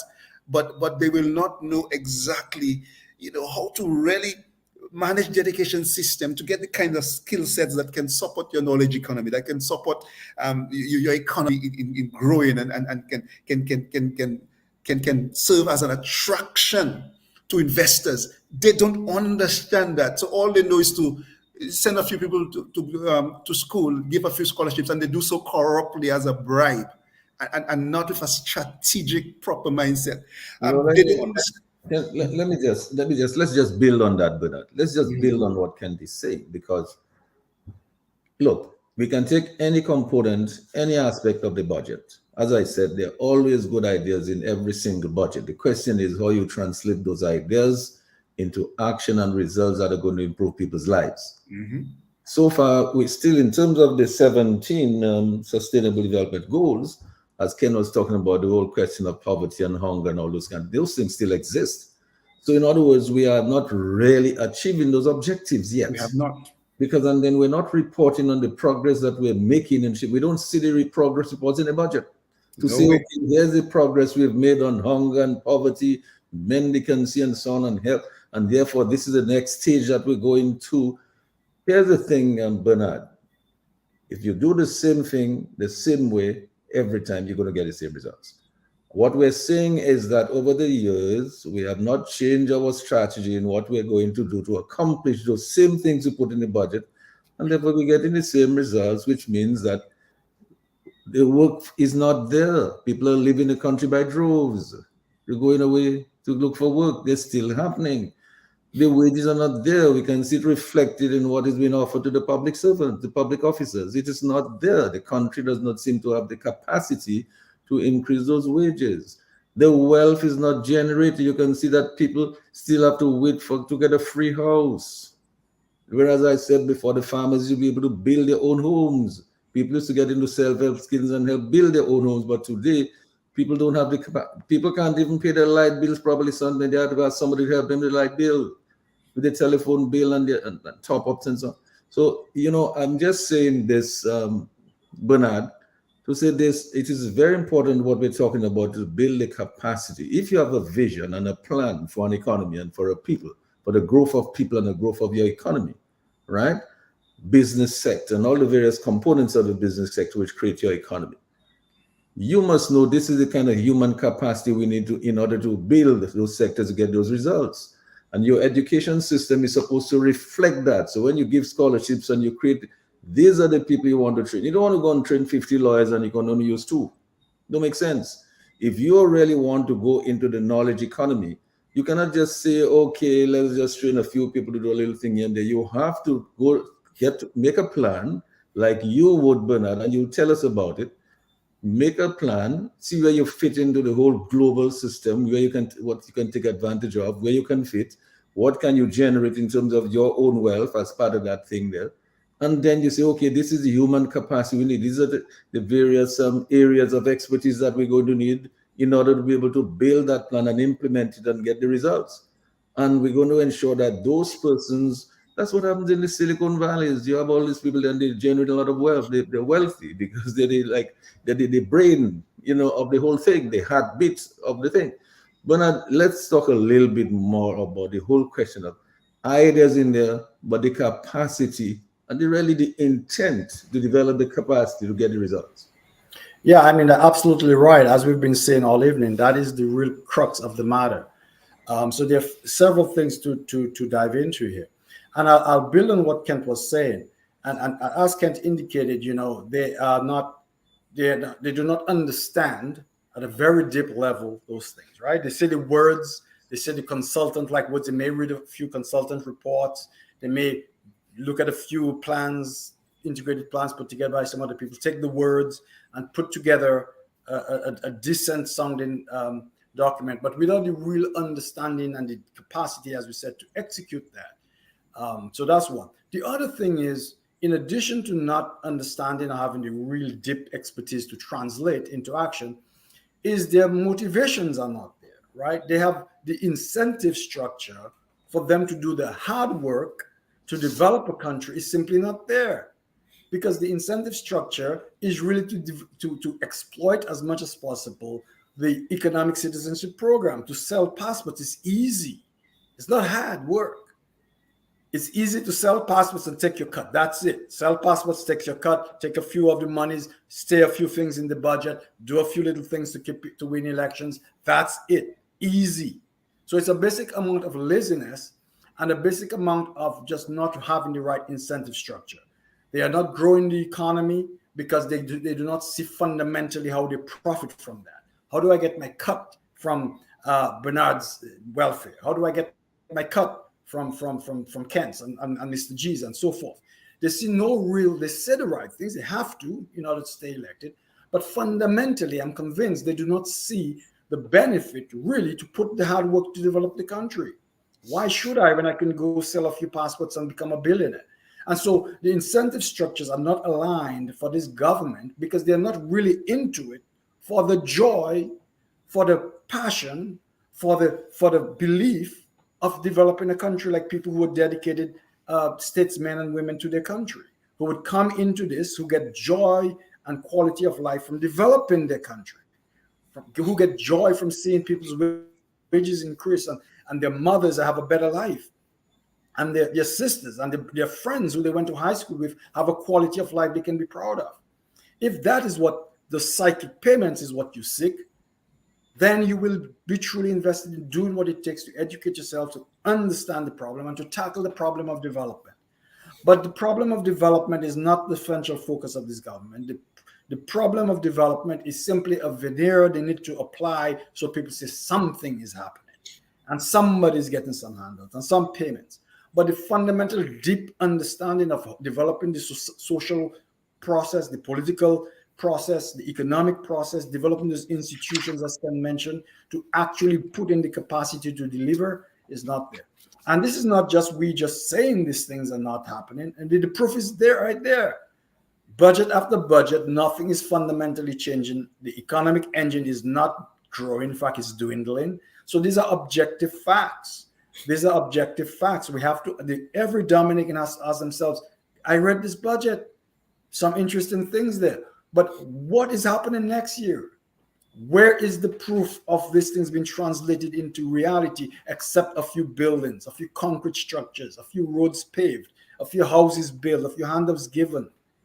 But again, I was reading, some recent reports. The number of deaths have gone up dramatically in Dominica. The death rate, and the birth rate hasn't increased much because of so much migration, and so now we're stagnant. In fact, we're at the point of our decline, which has been happening, even accelerating in our population. And so everywhere you turn and look for real results, these results are simply not delivered. The other thing is in order to grow an economy, especially a knowledge economy, you need a meritocracy. You need to get the best people, no matter what political stripe, no matter what persuasion, no matter what peculiar personality they may have. What you need is the best brains. And what you need is managers who can integrate those best brains to work together to deliver results. But that is exactly the opposite of what we see. We do not see anything like recruiting the best brains. You only recruit the best Liberites. And sometimes not even the best Liberites. The qualification is to be a Labour Party supporter. And so you do not create a meritocracy, which is necessary to create a knowledge economy. And so that's why when we talk about our ideas and put them out there and we explain what is to be done, I'm not particularly concerned that this government is going to be able to steal those in any meaningful way, because they may steal the thought, the idea, the concept on paper, but they are simply incapable due to their political blinders on integrating people of all political parties into a coherent workforce that can develop this country. They are simply unable to break out of the self-imposed partisan approach to actually delivering results. And so they are not capable. If you look over and over again, the abattoir has failed, the feed project has failed, the coffee plant thing has failed, the geothermal has failed and not being realized over and over and over again, because the dysfunctions inherent in this government simply leads to those outcomes. They do not recruit the best brains for political reasons. They exclude people from overseas because they are threatened by true expertise and people who are transparent in their operations. And they do not put the depth of understanding they need to get us rolling. Let's take a quick call, Bernard. Lambi, let's take a call. Good evening, caller. Thanks for joining us. Go ahead, please. Yes, good evening. How are you doing? We're fine. Go ahead, please. Good program, man. My point is, I heard in the address of in the budget address that the government said that they are putting money into marketing, going out there to find market. I think it's about $1 million something. But the question I want to ask, and I would like everybody to know, when you go out there and look for the market, how are you going to transport these? Right. Right. Because I think the first thing that you should do as if you are doing a market research, you should check out transportation. How am I going to bring the produce over to the various markets? So I find this is working real out. Yeah. No understanding of what marketing is all about. Yes. Sorry, Sheridan, the caller, I thank the caller for raising that point. Because first of all, we have to say marketing is key. And I've always asked the question, they had the World Bank program, giving tools, giving this and giving that. And my question was, but how can you give all those things? And any farmer would take it, but pay no attention to marketing. But when you talk about marketing, it must go hand in hand with transportation. So the caller is right about this. But they have promised transportation over and over and over again. So they seem this year to have listened and to have heard that you cannot just, and I don't understand how an institution like the World Bank could get involved in a project like that and not pay sufficient attention to marketing. But this year, the government seemed to have heard all the complaints that we had, all the questions that I have raised and other people have raised, and they have said, okay, let's begin to address marketing. And the caller rightly said, without addressing the shipping element. Okay? But even in the things that I see there, I am almost sure that they have not done a proper analysis. And secondly, I am almost sure, for instance, I think I mentioned it early on, they mentioned about setting up depots in the markets like Antigua and so on. I am almost sure they have not done a proper analysis, number one. And number two, if they do set up the depots, you know what they're going to try to do? They'll get, just like they do with the shipping and all the contracts here, they'll get one of their people to try to run the depot in Antigua. So this is the problem. So they have the right idea. We need to do marketing. We need to work with the hucksters. We need to have more formal organization. We need to be more strategic. We need to be more efficient and innovative even in our marketing. But they do not have the capacity to come up with the right strategies. And even if they can come up with the right strategies, the corruption element is going to prevent it from working well. That is the challenge we're having. And the shipping, that is definite point that the caller has raised. So thanks, caller, for raising that. Yeah. But one of my other concerns, I see a big challenge in the budget, and the government, they have no ability to address it, I guess. Dominica, we are heading down a precipice. And they are trying to put it forward as if it's a good thing. But you realize that more than half of the budget comes from CBI. More than half of the budget. Not only more than half of the budget comes from CBI, even if you were to take out CBI, the current budget and last year, the government would not be able to pay its recurrent expenditure. By recurrent expenditure, we are referring to things that's always recur, like wages, like buying medicines at the hospital, doing those kinds of things other than hard investments like roads. So the hard investments like the roads, you call that capital expenditure. Things like wages and salaries and pensions, you call that recurrent expenditure. Not even that they would have been able to cover if it wasn't for the CBI. Now, if you think of that, people, first of all, the CBI should have been used in a more strategic way. Okay? You could have used it to do the kinds of things to set the economy on a solid foundation. The same things some of us we're talking about tonight. You could have used it to build the international airport. You could have already had an airport already. You could have used it to make a serious dent into shipping, what they call a just call about. You could have used it to seriously restructure the agriculture sector in a fundamental way and put us on a solid path to developing a knowledge-based economy. You could have done all those things, but you didn't. Instead, the monies were misappropriated. And you come to a point where your debt is as high as 96% for central government, as high as 105% for the entire country of GDP, 105% of GDP. We owe more than we produce in a year, in other words. You have not applied the CBI to this, but you're using the CBI to play games. You use the CBI in ways for electioneering as bribes. Nobody would say, I wouldn't say a house isn't good. But clearly, if you see the way they use the CBI for social programs, it's not about growth and development, it's about retaining, coming back to office, bribing people. But in all of that, they have created a real dangerous situation. By now, everybody knows that the CBI program will be lost sooner or later. When that happens, and it will happen in the next 2 or 3 years if we listen to Ralph Gonzalez, what he had said to us, that the governments of the Eastern Caribbean were given the ultimatum. You either fix, you fix your CBI programs or lose it, or you lose. You stop your CBI programs, or you lose the visa-free travel that we allow you into the EU. in any case, any one of those means the CBI program is dead. You might have a small leeway of a year or two. It may be still doing good in the sense that people are maybe rushing in for the last bit that they can get, but clearly it's going to end. It's going to end, and you're at a point where your money, the money you're getting in, certainly is what caused you to be able to pay some of your salaries. And there is nothing in the budget to say, but we expect this to happen in a year or two.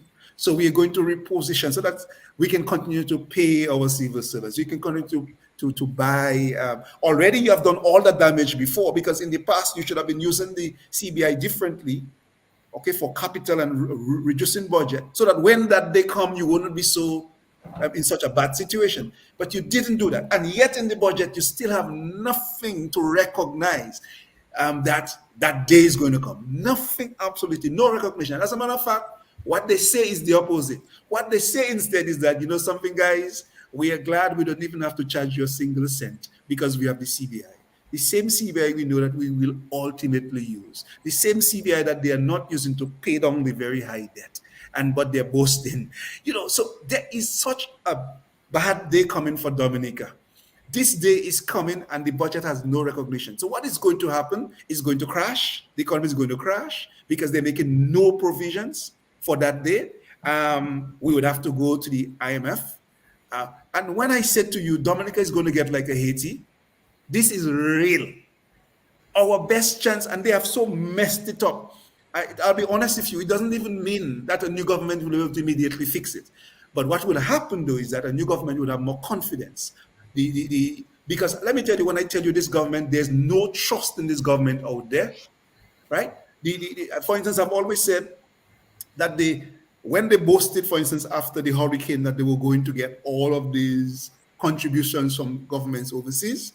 If people recall, I said there's no way you're going to get that because you're too corrupt. People know that you're corrupt and they're not going to give you. I said at the time, people were in the corridors of the UN and they were on the UN floor saying what they would give to Dominica. But in the corridors, they were saying, there's no way I'm going to give this money to these guys. They're too corrupt. So a new government would have the benefit of having other countries say, okay, finally we have a government that is responsible. We are willing to lend them and give them. So we got nothing, almost nothing. The people we got monies from after the hurricane were the people who were bound to give to us, like the World Bank, the World Bank has an obligation to lend to us. IMF has an obligation to lend to us. To some extent, CDP2 has an obligation to lend. But all the countries' bilateral lending ask them to produce the results on the bilateral aid that they receive compared to what they were boasting they would get. So clearly, even a new government is going to find difficulty because these guys are so messed it up. They have so misused the CBI. They have brought us to a terrible position, and they have no measures to fix it in the budget. But even so, a new government will have more confidence. I know of investors. I have said that before to people. They're real investors. You know the investors we are attracting? Those like the Montreal who want to misuse our money. Okay? Our own money they're using, by the way, not even their own money. But the real investors, when I have reached out there to some people, I have gotten the news that, look, there is no way we're going to invest in Dominica under this kind of government.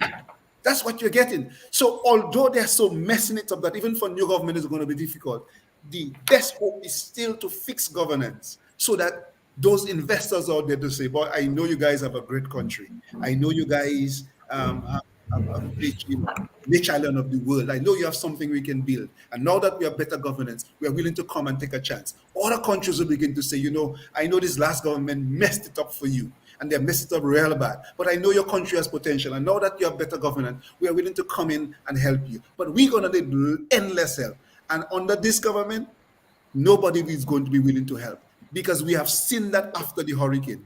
They were not helping. They did not help. It's only the World Bank and the IMF because they were obligated. We are facing a storm, and this government is doing nothing about it. Yet all they're trying to do is make people think that people are talking against the CBI and we'll bring it up. We cannot bring down the CBI. The EU people too smart. Like, Kent, let's take a call. Okay. Lambi. Good evening, caller. Please go ahead. Good evening to you, Lambi. Good evening to your panel, and good evening to your listeners. Mr. Vidal, I am listening to you, and I can't agree with you more. And likewise, I have heard the government of the day talk about the budget for Dominica, and it's frankly sad that we have to go every year listening to the pity and the misery of our parliament. We have the recycled information, the lies, and frankly, our prime minister who spends his time in parliament, which is the sad part, an honorable house in parliament lying to the public, just like he did a few years ago, talking about putting $5,000 for an international airport outside. But here's the problem. The government of Dominica cannot get away from CBI revenue. Why? Because they have not increased the tax base. And seeing that the government is the highest employer in the land, then obviously most of the tax revenue would come from salaries, from working people. And the way you increase a tax base and not dependent on just the little labor you have there is by having a strong manufacturing, strong production, strong agriculture, strong tourism, and most of all, strong productivity within the economy. Yeah. So unless we've gotten to that point, then the government has no choice, because as you said, you look at our expenditures, you look at our revenue, and the revenue for taxes is pitiful. So therefore, for the government to meet its obligation, it has to continue selling passports to anybody who's willing to pay for it. That's and it's right. almost like a drug. It's an addiction. And it's easy money. And all Tom, Dick, and Harry can, as long as you have money, who cares where you're making that money from? Who cares where you're getting that money from? Have to sell passports. And even in the sale of passports, the scheme is lying to these people, because you're telling me if Dominica was so productive, the teachers, the policemen, the nurses should be able to invest in that productivity in the economy, but they can't. So you tell a guy, I'm selling you a passport, and the way you make money is by selling your investment for somebody else, and they get.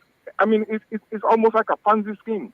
So I think the government of Dominica has been lying to the investors and the population so much that they can't even do what is right to correct it, because they are in too deep. And as a result, we, the people of Dominica, are going to suffer. But anyway, I'm listening, gentlemen. I can't add more, as you said, Kent, because you spot on, and I think we have to come to the realization that our country is almost lost. I mean, we have gone. I know I want to go to you, Bernard. I want to go to you, but I want to just do this because we only have a few more minutes left, right? Now, I want us to focus on solutions for the last few minutes that we have. You see, we understand the problem.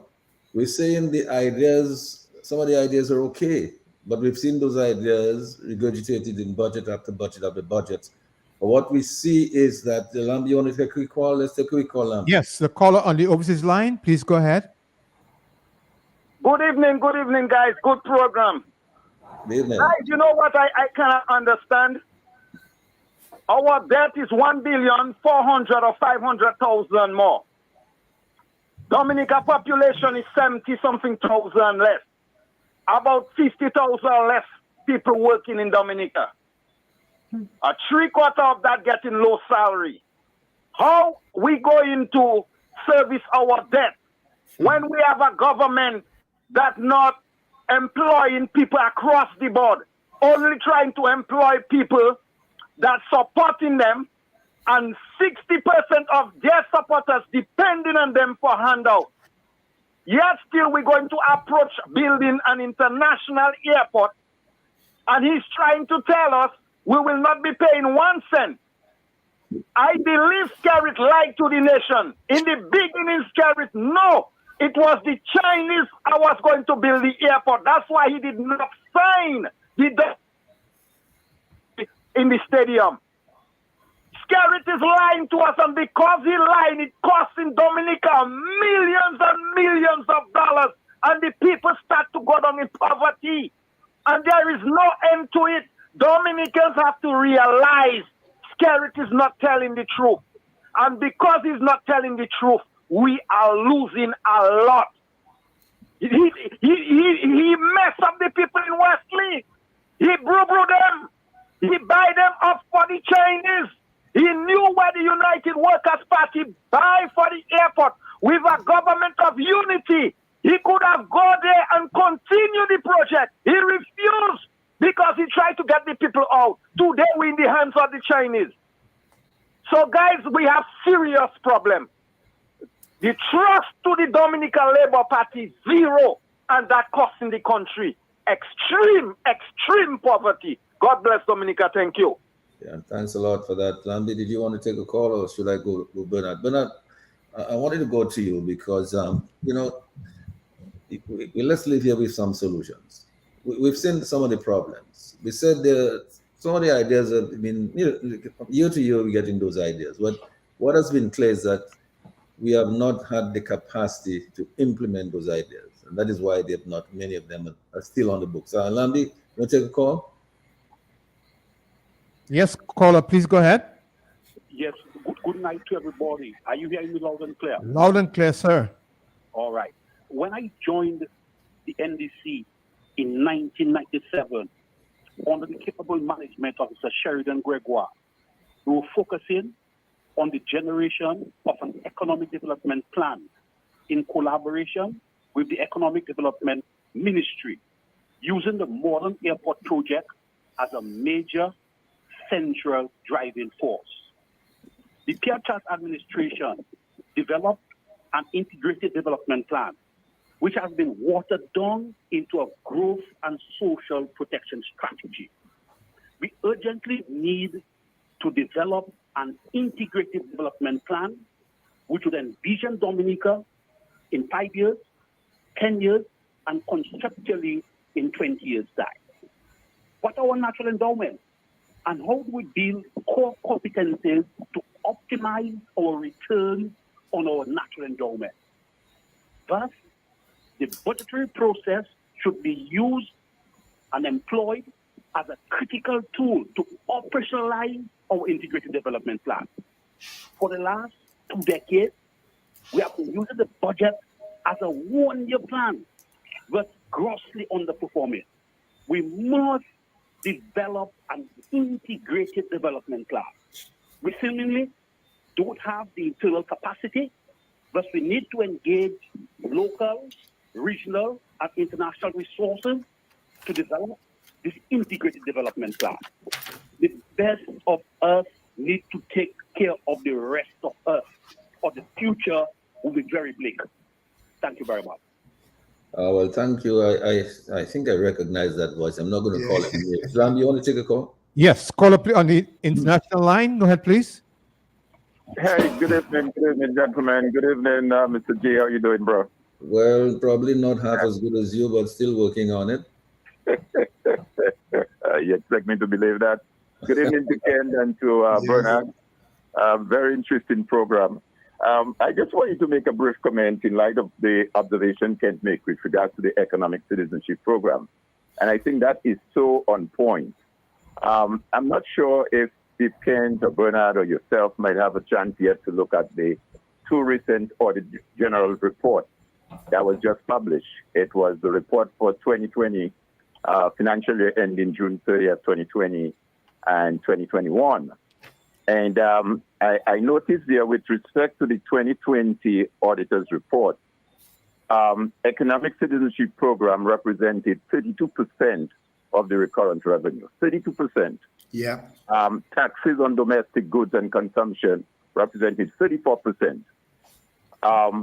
The following year, 2021, economic citizenship program, the tax revenue represented 55% of recurrent revenue, 55%, and taxes on domestic goods and consumption, 21%. So right away you see, therefore, that in terms of the economy itself wasn't performing, because they, as a matter of fact, collected as much as 11% less tax locally. Private sector engagement certainly wasn't there. As far as economic citizenship concerned, in 2021, the total amount that was collected by way of revenue amounted to well over $447 million. 968,114. The year 2020, the amount collected by way of the economic citizenship was 182,355,000. 355,035. So well over 182 million in 2020 and well over 400 million in 2021. Clearly, that's not sustainable. If you look at the current budget that was just presented, if you count the number of times that job creation might have been mentioned in that budget, I don't think it was mentioned more than 3 or 4 times. And clearly, there wasn't any indication anywhere in the budget that seems to suggest that government had some engagement or discussion with private sector as the engine of growth to facilitate that environment for them. So I agree with Ken, we're into some serious trouble moving forward because clearly the program, as we know, not just for Dominica, but worldwide, several other countries that have the economic citizenship program is going to face some difficulties. And if we can allow or is allowing as much as 55% of our recurrent revenue to come from the CBI program, clearly when that goes away, we're going to be in a lot of problems. And I'm sure it's not going to be much different when we look at the Auditor's General report for 2022 and maybe 2023. So I just wanted to raise that. Also, I know you're coming to an end of the program, but in terms of even the report again speaks of, I think one of your callers called earlier and spoke about the report. I mean, in terms of contingency fund that was presented for the year 2020 and 2021, again, clearly indicate that the budgets that were presented were so inadequate that they had to go back to Parliament and pass what is called a contingency fund in the amount of well over $275 million for 2020. So we're in a lot of trouble. I know you asked for solutions, but the question remains, who's going to implement those solutions? That's a $1 million question. Who's going to really implement those solutions? No, Good program, gentlemen. I'm listening. Yes, I think we're getting some excellent contributions from our callers here tonight. Excellent contributions. And when we talk solutions, we can see the solutions already presenting themselves. It's just that those who have the vision to see them must see them and make a determination to do them regardless of whether or not it's of personal interest to them. Because it is when Edward Oliver Libler left office, he said he had $161 something like in his bank account. Edward Oliver Libler was not concerned about amassing wealth for himself. He was concerned about making sure the farmers are okay. And then the farmers were able to buy their own transport and build their own homes and so on. That's what you do. Now, one of the callers mentioned about the whole question of integrated development planning. This is what we've been talking about all night. You see, this is what we're talking about. You cannot just have an idea and it's in an isolated way you're going to implement it, and it's not going to work. In other words, you have to have a vision of where you want to take the country. What is the mainstay of this thing? Is it about people? Are you going to look at Singapore, for example, where that the basis of the thing was the development of their human resources? Because we have a lot of human resource in Dominica and outside of Dominica that we're not using. It's in every sector we can see it. Now, if we were to really make use of that, forget about political colors and so on. Bring everybody together and make use of the real capacity that we have to look at that integrated development planning approach. And then say, okay, Bernard Hurtault is talking about the knowledge economy. We can see where so many people can develop a lot of wealth from that. Let us incorporate that into our thing so that the budget is not a budget for this year. A budget is something that contributes to an overall more long-term development plan with a program of activities and an implementation plan which is going to be implemented by human beings that have the capacity to implement those programs. Otherwise, you're not going to succeed. If you're in the private sector and you're competing, if you don't have the people who can take the right decision and get the job done, you don't get the productivity, you don't get the results. That's the point we're making. So in terms of solution, if we're to take one thing at a time and say, okay, but something, you heard the last caller talk about what it is with the CBI funds, right? Now, for years, we've been amassing all this amount of CBI funds. So what do we have to show? So some roads were repaired, 1 or 2 hotels were completed. Some are completed, never got started. We go all the way back to the Lye River. That's still there, never completed. We have a couple of hotels in the north that are not yet completed. I'm not sure how much work is going on them. Remember, we have a Morocco hotel that are still there. We have the Anarchy. I'm not so sure what is that. I understand the work has stopped there. We heard about a talk of a hotel, the public works, nothing happening there. The fact of the matter is all the resources seem to have been going into the hotel sector. And what is the impact on the economy? Right? Some people are getting very fabulously wealthy, but what is the overall impact on the economy? Whereas before, if we were to look at the knowledge economy, if we look at agriculture and agribusiness and manufacturing, if we were to take a substantial amount of the proceeds of the CBI and make sure that we establish the firm foundations for those major pillars of our economy, like agriculture, like manufacturing, like agribusiness, and so on, and the technology sector, the knowledge sector. It means that when that CBI fund runs out, which it will, we'll have already established major pillars of our economy which can earn foreign earnings for us, where people can get wealthy and have good paying jobs, and so on. This is what I'm talking about, Bernard. So maybe let's talk about that a little bit. Yeah, as you said, a lot of the solutions we have addressed some of the issues, and we have pointed out the underlying reasons why this economy is not performing, the government is not performing, our country is not progressing. By pointing out those reasons, I think the solutions become self-evident. We can talk about a few of those in detail.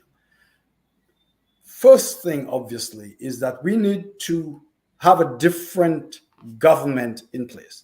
Clearly, this government has proven itself completely incapable or disinterested in developing this country. As we said earlier, they are not invested. Their incentive structure is not about truly developing a country. The incentive structure is to become as wealthy as possible by somehow manipulating the CBI funds. Therefore, you cannot have a management team who is actually not truly interested in the business that they're in, but in fact engaged in some other nefarious activities to earn income and do the business of the company on the side, because that's what they do. Right now, this government is doing the business of the country on the side, but the major focus on intellectual energy goes into mechanisms, schemes, possibilities to exploit CBI for the enrichment of a few. So the first solution is we need a government of people who are dedicated to the idea of developing this country because they love the people of this country, because they want us to have a place in the global landscape where people of African descent are doing it right, are becoming wealthy, are doing the right things. We need a government that believes in the people of Dominica. This government does not truly believe in the people of Dominica. If you look at everything that this government does, it brings in foreigners, it brings in others, it brings in other expertise. They may say the right things about, I believe in Dominica, I want to develop Dominicans. But if you really look at it, this government fundamentally doesn't believe in Dominicans. It does not believe that the real wealth of the country is the Dominican people and the Dominican mind. It is not truly invested hundreds of millions of dollars into developing the Dominican minds, because it's only human beings with the imagination and the creativity that can create value. And this is what this is all about. Creating an economy that works, creating an economy that grows is about, can I create value? But this government is not interested and has not created value. They simply are generating what we call rent wealth, right? Rent is simply something that's pre-existing, like our passports and our citizenship. It's pre-existing. You put in no effort, no creativity, no imagination to create anything. You simply take an existing asset, like oil, and you sell it. But that creates the wealth, the natural resource curse, which is well known in the development paradigm. When you have the resource that you simply do not employ people's imagination, creativity, and innovation to create value, you use that to oppress the people. You use that to get some level of development that keeps the people satisfied, but is not engaging fully the imagination, the creativity, the knowledge of the people to create an economy. So Dominica's solution has to be, how do I create value? We need to ask that to ourselves. Right now, we're not creating value. Very few of us in Dominica in the environment is not enabled to allow us to use our imagination, innovation, and knowledge to create value. So we've got to get to the point of creating value. As I've said many times in many different programs, we are in an age of amazing possibilities. The fourth industrial revolution, where human life is going to be transformed by data analytics, cloud computing, cybersecurity concerns, data twinning, and all those things. We lost the ability in 2000 to jump on the information technology train, which we should have with a competent government who understood these things. But now we have a second shot. In the year 2022, we are moving beyond IT into the knowledge economy, into the cyber economy, into datafication of the world, data twinning. We can do this thing. We have smart people. We have a small economy, a small number of people to create good jobs for. The government needs to focus and put in its energies into understanding that pivotal point that is here in human history, and to ensure that Dominica plays a role and jumps on the bandwagon to exploit that. It can be done fairly easily. Within 5-6 years, we can train a workforce who was able to start earning significant sums of money in these areas that are starved for resources, starved for technical expertise around the world. You know, but Bernard, as you say that, right? When you look into the budget, you might see some small amount allocated for some of that. Some small amount, some pitifully small amount. $1.5 million is nothing. $1.5 million could not equip a decent electronics lab. $1.5 million could not buy 2 or 3 data analyzers, which are very basic equipment in an electronics lab. It tells us that there is no focus to create a vision, a visionary future for ourselves, a transformational economy.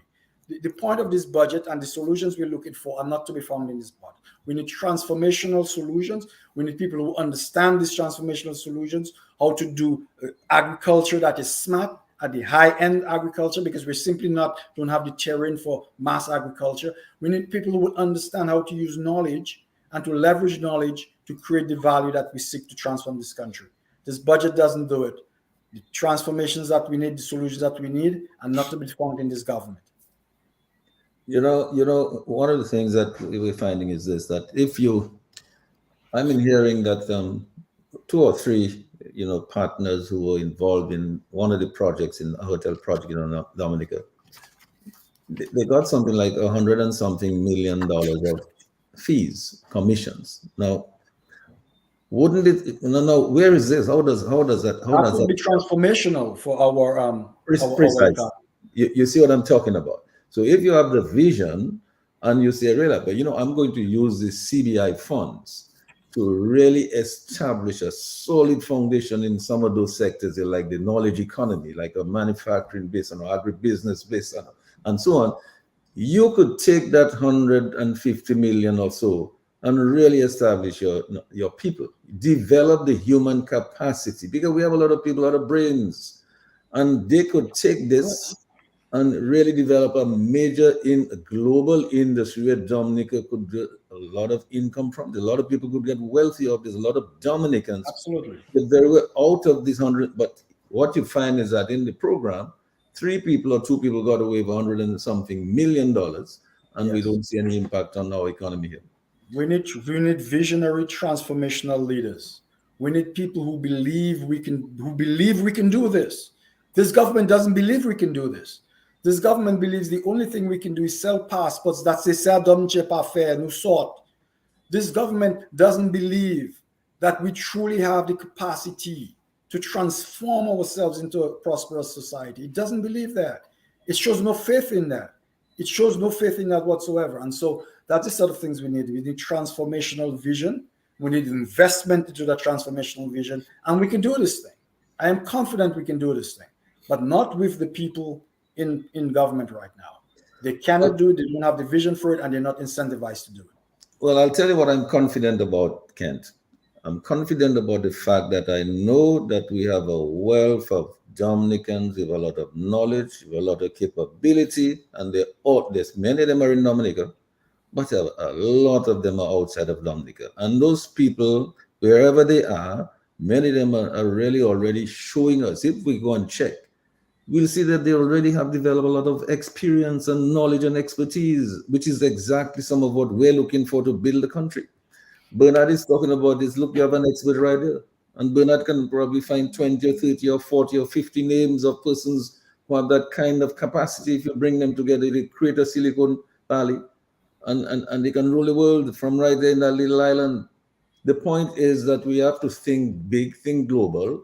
One of the callers mentioned the question of integrated development planning. That is key. You cannot plan on a year-to-year basis. Your budget in any one year should contribute to your overall long-term development plan. And you have to see the sectors that have the capability of being resilient and sustainable. So we talk about resilience and sustainability as though they're just words. These are not just words, these are real things. You know, I mean, if you want to have sustainability, you have to look at your human beings. I mean, if your people are not sustainable, they have to develop their capacity to do just that. And you have to look at your various sectors. You're not going to be able to have a sustainable agriculture sector unless you come out and design one and make sure you have the discipline to ensure that you put what is required in there so it can be sustainable. No point saying, we are in a hurricane belt and we're going to have hurricanes, we're going to do this, and you don't do anything to mitigate and you don't do anything to ensure that when the hurricane goes, you very quickly you're back up on your feet again and you can feed the world. The point I'm making is this, Ken, that I don't think much planning is going into what we're doing. And I think Bernard is right. And maybe the reason we're not doing that kind of planning, we're not looking at those major pillars of our economy, those major sectors which are sustainable, is because we have a narrow interest. Yep. Yes. So all of these things are right. And I have to agree. The most urgent thing that we need to do is change this government. So everyone, hear me, please. The most important thing we can do right now to fix our situation is change this government, because this government cannot fix it. And if they can, then I will invite them to work with everybody else. And there are many people who can help them fix it. But they would have to, for them to fix it, they'll have to want to come clean. They would have to want to use the CBI properly. They would have to want to bring in the right people who are not corrupt, to do the proper planning and so on. So that's the most fundamental thing, Dominicans, everyone who's listening to me. This government, we are in trouble. We are getting there. The reality is already upon us. So the best thing we can do now is as urgently and as quickly as we can change this government, because we give ourselves a better running chance for a new government to come in and help to fix it. Having said that, it's already very late. We're already in a quagmire. We're already approaching a situation, as I said earlier on, that if we were to lose the CBI, we're in plenty trouble. So what do we do about it? How can we do about the current situation? Even for a new government, what do we need to do?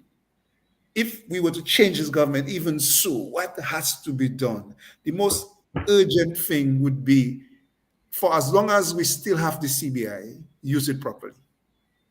For as long as we still have the CBI, ensure that not a single cent of the CBI is stolen, is misappropriated, goes to one of their friends. That's the first thing a new government must commit to.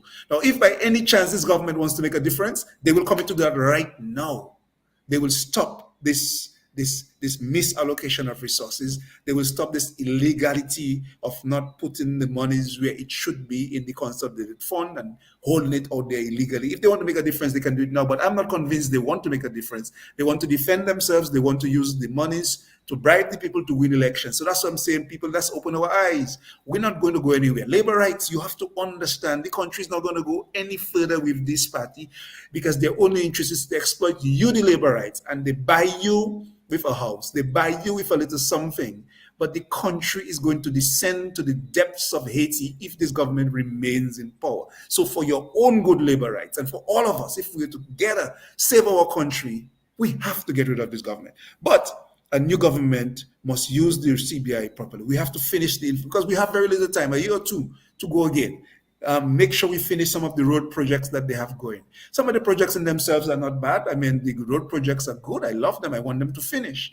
But the truth is, often when those are supported by the CBI, then if they were to spend, if the project were to cost 20 million, the real cost is 20 million, they end up spending 40. So you could get 2 roads for 1. Again, why we need to remove them quickly. But a new government needs to ensure that every cent for the remaining time we have, we use it properly to finish the infrastructure, the roads we're already doing. Those are important. If at all these guys are really serious about the airport and there is enough money to come in there, apply to the airport and definitely apply to debt. These are, to my mind, the most important things because we have only a limited time to go for the CBI. If it happens that the CBI continues longer, then you're still putting yourself in a good position if you were to do those things. And once you go to correct other things, then you continue to use the CBI for those critical things, but never get to a point again where the CBI gets so important to us, even for meeting our recurrent expenditure, that if it were to go, we'd be in trouble. None of the other countries are in that position. St. Kitts is not in that position. St. Lucia is not in that position. Antigua is not in that position. They have used it, although some of these countries may have been corrupt too, but they were not they were maybe the 10-90 and not the 90-10. I don't know if people remember what that is. When the Al Jazeera report said, one of the guys said, he have seen corruption in his life. And he have seen corruption where people take 10% for themselves, but they give the country back 90%. But he have never seen corruption like he have seen in Dominica, where these guys take 90% and give the country 10%. So I am not saying corruption maybe don't exist in the other countries like St. Kitts and so on, but clearly you're seeing the results. They are paying down debt. They are using it for to support the economy during COVID time and so on. And they're in a much better position to survive. It definitely doesn't account for the core of their recurrent expenditure. So the new government, we have to make sure we spend on these things urgently. And then we have to begin to prepare for the eventuality that we are going to lose the CBI, which means we need to be talking to the IMF. Unfortunately, we have to, because once the CBI goes, unless you get some support from the IMF, from the World Bank, from others, you won't be able to pay all your staff. You won't be able to, because a lot of that comes from the CBI right now. Certainly some of the social programs you won't be able to do. So a new government has to be able to prepare for that. Even our governments in waiting, we have to begin to think through those things, because we are going, when we lose the CBI in a year or two, we're going to need some financing support from institutions and countries. We need to be establishing good relationship with the US or the UK, because they would have understood what this government was doing, and they may have a sympathetic ear when a new government comes to say, boy, we understood, because they are watching this government. And some of them want this government to be done away with. We know that. People have spoken to us, we know. But I mean, they cannot just come and interfere just like that. So they are longing for this government to go. So a new government coming in, we may have sympathetic ears from the US, from the UK, and so on. People who will say, we understand what you're going, we will help you until you get back onto your foot. But we definitely have to begin to prepare for when we lose the CBI. And then the whole issue of planning that our good friend mentioned, the integrated planning, all that's important. Now, I'm not saying that there are no plans in this government. I've read a few of their plans, and some of the plans have some good things. I have to say that. But the same issue, just like some of the budgets have good things, the same issues, lack of capacity, lack of proper implementation structures, right? So we have to maybe revisit the plans, even using the plans that they have, going back to some of the plans that were suggested in the past, use what they already have that's good, and adopt a solid plan for going forward. That has to be part of it. It's based on a solid plan too. You're going to get assistance or more assistance from foreign countries, and more assistance even from the CDB and the World Bank. These countries are sometimes prepared to do more, but they're not prepared to do so much of a corrupt government, because trust me, they will not go on the air and say this government is corrupt. But when I meet them in the alleyways, they tell me that. I know that. Okay? I used to work I was in the system, so I know. Okay? They won't openly criticize, they will be very diplomatic on what they write in the IMF report. But I used to sit with them, not on Dominica specifically, but I used to sit with them. So I know what they say. I know the countries that they praised, and I know the countries that their hands were tied, they couldn't say anything. But it's not like they are supported with this government. So a new government will be. So we have to begin to prepare for that. And then, so the planning is important, and the planning systems are especially important. I think we have covered some of that already, but these are critical solutions going forward. Not for this government. If they can do it, I would welcome it. If they really want to turn around from what they have been doing, from the fact that they have not been doing the right thing and been corrupt, if they want to turn around from that, I am willing to help them. And I'm sure Bernard would be, as long as we are convinced that, and I'm sure Thompson would be, and all of us who know better can be done would be willing to help. But we don't think they would want that, right? But you have to have the proper planning, so a proper plan and a proper planning system. That's important. And bringing in the people, as I'm just saying, we have skills. Sheridan, you said it. There are people with skills everywhere. Dominicans who have done well, Dominicans who have excelled in every area, be it health, be it economics, be it finance, be it even some of the new areas, biotechnology, all fields, because we have Dominicans are very brilliant people. We all know that. Our basic education foundation was solid. We go over there, we do well. Bernard, you know that very well. You have been getting students in the past to get scholarships or whatever. And so we know our students do well, and then they get employed and they contribute to the US and so on. So we know we have people out there who can perform, and people here who can perform. So a new government has to be mindful that we have to get the right skills in. Now, I know too that there are some people right here, because I've spoken to some of them, within our government, who are also capable. But why are they not delivering? Because they're not motivated and they're not given the space to function. That's the truth. I don't want to call specific organizations, but I've spoken to some pretty good people who are here within. I'm talking about the civil servants now, who have been trained. Maybe they don't have all the experience, but they are trainable. And if you pair them with some of us who have more experience, these people can excel. I have spoken to some of them, I know that, but they don't have the space. They have been frustrated. So they just have to keep quiet and do nothing. And, so that is the challenge we're having. So we have to get the right skills. So our new government has to be dedicated to giving the civil servants who are here right now this space to excel, the opportunity to contribute, and pair them, bring other people from the diaspora or those of us who are here. I'm willing to help to work and build our capacity. I mean, I have been recently speaking to a few countries, but I'm amazed. If we take a country like Barbados, and you begin to talk to the people who are in the public sector agencies, in the export agencies and the import agencies, and even those in the associations and so on. I mean, you begin to realize these people are capable people. And they have the space to function. They have been given the space to function. When they make ideas, these ideas are embraced. There's no attempt to be corrupt or to turn the ideas and to seek to see what they can get out of it.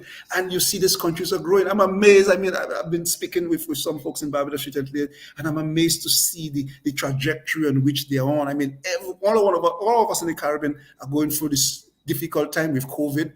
All of us are going through it. But the countries that are going to do best are those who are thinking, who have the right people in place. And I'm telling you, from discussions I have had with some people, they are thinking well, but we don't have that in Dominica. You see, so these are things a new government we have to put in place very quickly. And once we have a proper plan, you understand our strengths, understand a particular strategy, and you begin to have a proper system for building that out. That's why the planning system is important. Then you will begin to find areas of strength that you need to work on. And clearly we have some areas of strengths, all right? But clearly we have to begin to attract investors, because that's one of the other big issues. We have to focus on how we bring investors in to build on those strengths and to build on those opportunities. And so right now, part of our problem is a reputation problem. Investors don't want to come. That will begin to change when we get better governance. And that's why one of the biggest things we can do is change this government, because investors are going to show more interest. The only investors we are getting are CBI. It's a fact. I don't have to create anything for anybody to know that. Now, the persons who invest in CBI are not interested in investing. They're interested in a passport. That means fundamentally people are not interested in Dominica because of the corrupt government and because we have not created the environment for businesses to survive and to succeed. We have not. So we have to begin to to have a good plan that's helping to create the environment, put the right systems in place, bring the right people in. We begin to create a better environment for the investors to be interested, target the investors. But part of the investors we need to look at are some of us in the diaspora who may be able to bring in some of our resources. We have to have the right structures for them to invest. We also have to pull some of the investors right here. We have to create clusters among some of our businesses. So there is a lot we can do. I know what time is. But fundamentally, Kent, because it comes down to understanding our strengths, our weaknesses, right? As you would agree, and identifying the potentials we have right here within ourselves to create those values. And that is what is just not being done. We don't have a Sherman plan. We don't have a plan for our vision. We don't have a plan of how to invest in the things. And that is what we must do. It's about creating, and not just that. We have to actually set up objectives, and we have targets, and we have to have this country managed as is a business enterprise. Right. We have to have accountability.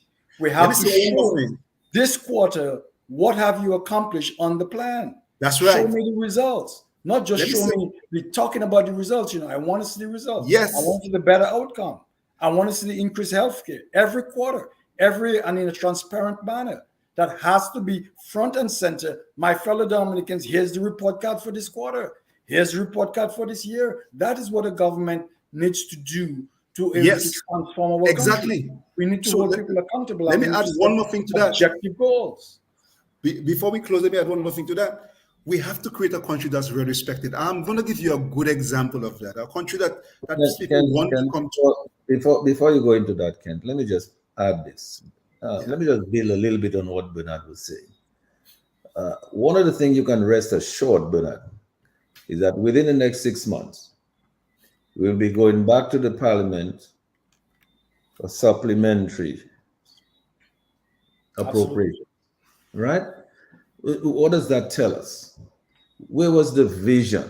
Where was the planning? To all the projects and ideas that you had there. Why is it that your estimates are so bad that within 6 months, you're going to go back and ask for 25, 30, 40% more? And remember, we're doing that against the background that our national debt is all the way up to 1.5 million. Now, let us not, just to illustrate what I'm talking about, we talk about debt to GDP ratio and so on and so on. Let us not forget that when this government came in, the national debt was about what, 300 and something million, $400 million. And look at what it is today. I mean, I remember there was a lot of talk about the high level of debt that the government at that time left behind. And today we're at 1.5. Now, where are we going to be in 6 months' time? Are we going to be at 1.6, $1.75 million? The point is this. We are running out of time. We're fooling ourselves. We have an artificial situation now where our budget is supported artificially by the CBI revenues, which will run out. It is not going to be ad infinitum. It has a finite time span. It will run out. Within that time that we have left with it, if we do not do something to redirect those revenues into those sectors. Now, remember, the first premise is that we have to have good governance that understands that in order to be able to do that. But if this government does not redirect a lot of these CBI revenues into establishing a strong foundation to really build a sustainable economy, like the major pillars, like our agriculture, and people talk about all kind of components like shipping and so on. These are real factors. I like our agribusiness. This is what's going to give us the sustainability, using our natural endowments, our natural resources, and including our human resources, looking at our knowledge economy. In other words, if we do not do that, then we're going to have a problem, because what we're doing now is not sustainable. It has not been sustainable for the last how many years, because every year we go back to Parliament for more and more supplementary appropriations, but we always want more because for some reason our estimates are so bad. I'm not sure what is going on, but I mean, because they're ad hoc. They're ad hoc. It's just throw something on the wall and see what sticks. Oh, I need some more. It's not strategic. So Yes, they're going to come back and forth in an ad hoc manner. And they're proud of the fact, actually, they tout this. If you look at the budget, they're proud of the fact of the CBI monies coming in. They should be ashamed that more than half the budget is provided by non-productive activity, which is simply selling our citizenship rights. They should be ashamed of this fact. What they should be saying is every year, the percentage of the budget and that is being supported by the CBI funds are going down. That's the right metric. That now we're down to 20% of our budget of our being supported by the CBI funds. But in fact, they have so distorted reality that they make Dominicans praise the fact that the CBI funds are going up and the percentage of the budget that it covers is going up. But that's exactly the wrong metric. And so they give the wrong metrics here. Wrong metrics. If you get the wrong metrics, you're going to have the wrong outcomes. The metric should be what percentage of the CBI funds are funding capital investment projects or human capital formation projects that are building an economic engine. We should have a metric that says we raised X amount of money and that percentage of it went to develop an economic engine, and here's the outcomes. And every year, that spillover effect is growing our economy so rapidly that the portion represented by CBI funds is shrinking. And that is the proper metric that we need to have. And to add to that, Bernard, what you're supposed to see, once you invest those CBI funds in those major sectors, you begin now to measure. So you have to have a yardstick to measure the outcome, the output, the productivity of those sectors. Because then what you have sectors that are sustainable, and you can now see how they are improving in their productivity, improving in their contribution to your GDP, improving in terms of their contribution to your wages, spilling over into other sectors, and showing how it's contributed to the generation of wealth, and basically creating a stable economy. All right. So Kent, so this is the point, Kent. See, that is where we're heading in terms of a solution. But I think we're saying that everybody seems to be saying that in order for us to get to that point, we have to have a total different mindset in our governance and need a whole new governance shift, a whole new paradigm shift in our governance. Yes. So that is the fundamental part of it. But I wanted to give one more thing that a new government has to do. So the situation is urgent. It's going to crash soon unless we do something. And we outlined already some of the things that we need to pay attention to immediately. Right? But one of the things the new government would have to also understand is that our reputation, we have said it in several ways, is in tatters. And we're going to have to repair that quickly. But the reason I'm saying this is because I'm reminded of a development, a story, not a story, but an occurrence in Barbados. With the international business sector, many countries were classified as tax havens. Okay, so the international business sector in many countries suffered from all the strategies and the policies of the OECD to try to control tax evasion. Okay, and they blacklisted a number of countries, including Barbados, including some of the big players in the offshore business.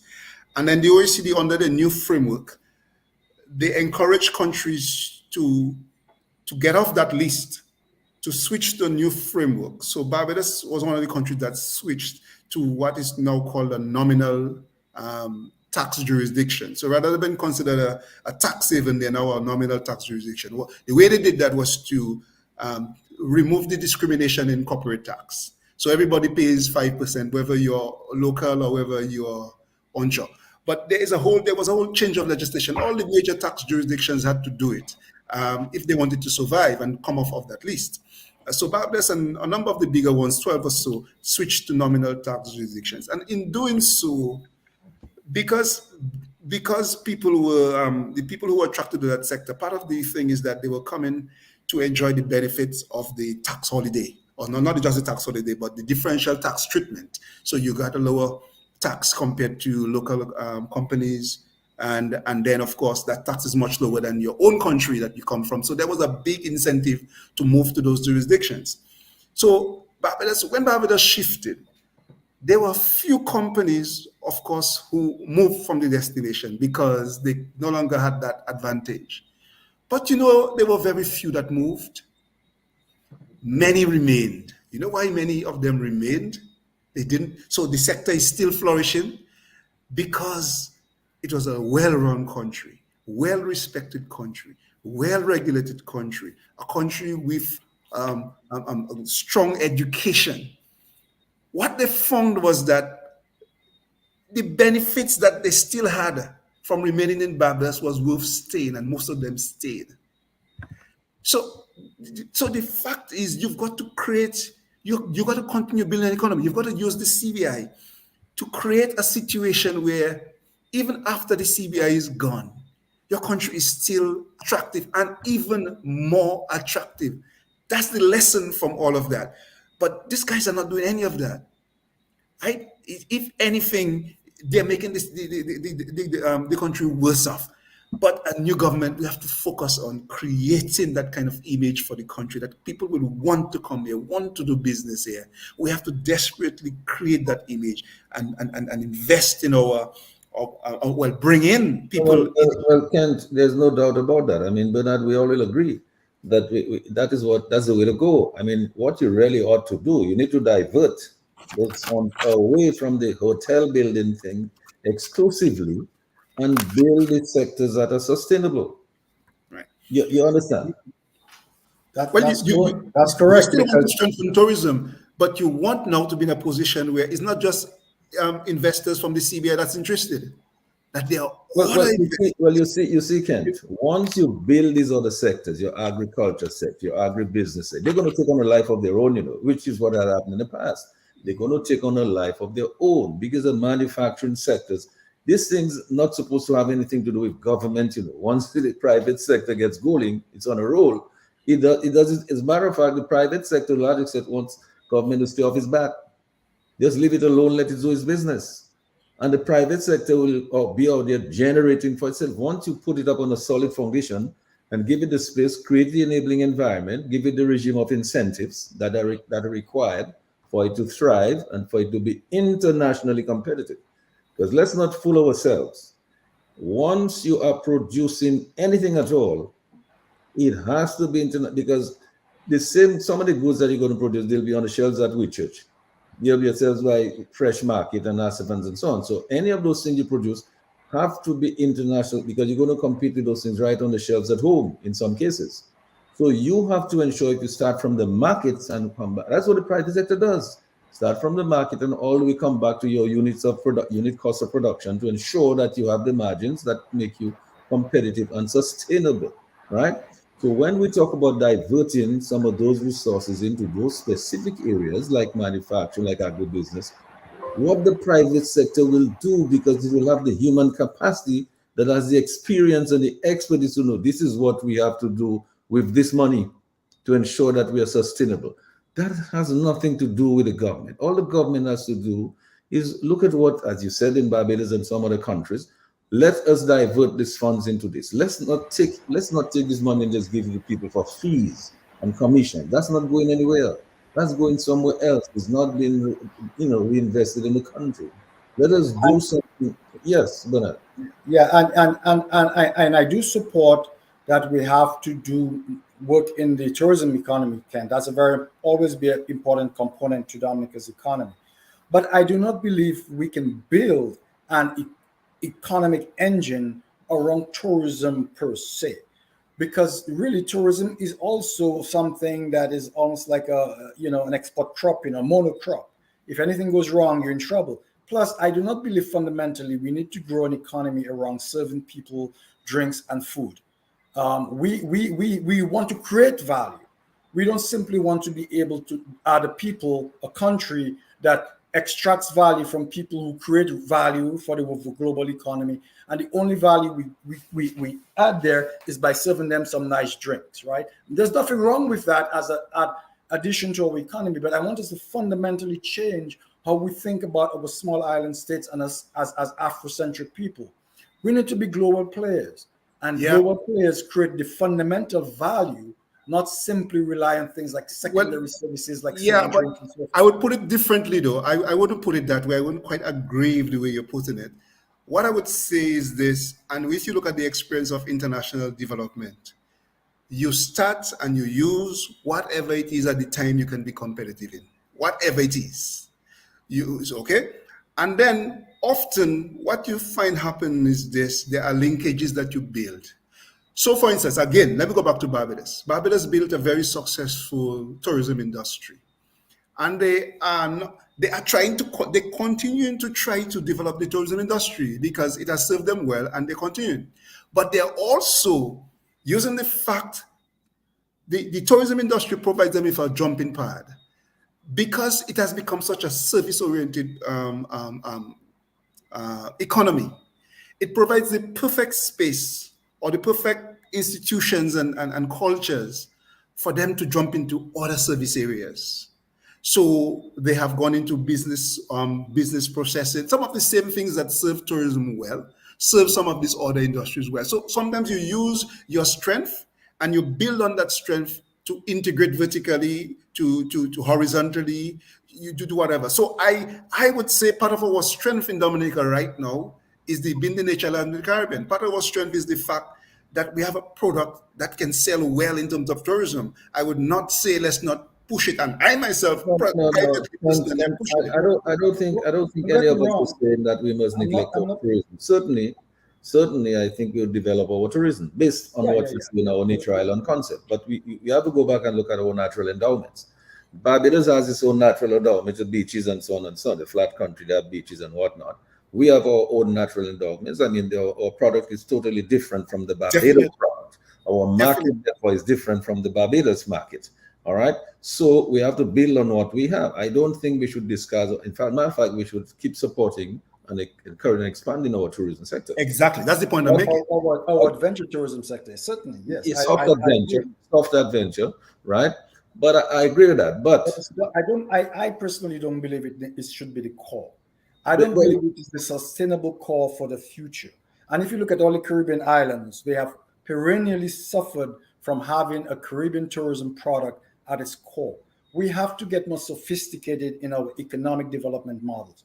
We do not have to simply retain in a primary industry. And tourism is a primary industry. You bring people in, they pay some money, It's just basically a transplanted plantation economy, except now the crops are tourists. So I think we have to transform. I think our greatest asset is the Dominican mind. The people. Great intellectual capacity we have shown on the global stage, that far more than our endowments of rivers and streams is our greatest asset. Now, of course, we use that to transform our tourism product. It has to be a good part of it. But so I'm not disagreeing if you can, but I'm saying I fundamentally think we have to reimagine Dominica as a knowledge economy and go for it with all strength, and everything hands off that. No, again, I don't belittle the point. All of that is fine. Here's what I'm saying. Right? I believe we have to build our economy around our people. Because you see, once you develop your people and your people feel free now to explore, use their mental capabilities, you'd be surprised. The sky is the limit. They'll think about the knowledge economy. They'll think about the agriculture. They'll think about the agribusiness. They'll think about the tourism. The sky is the limit.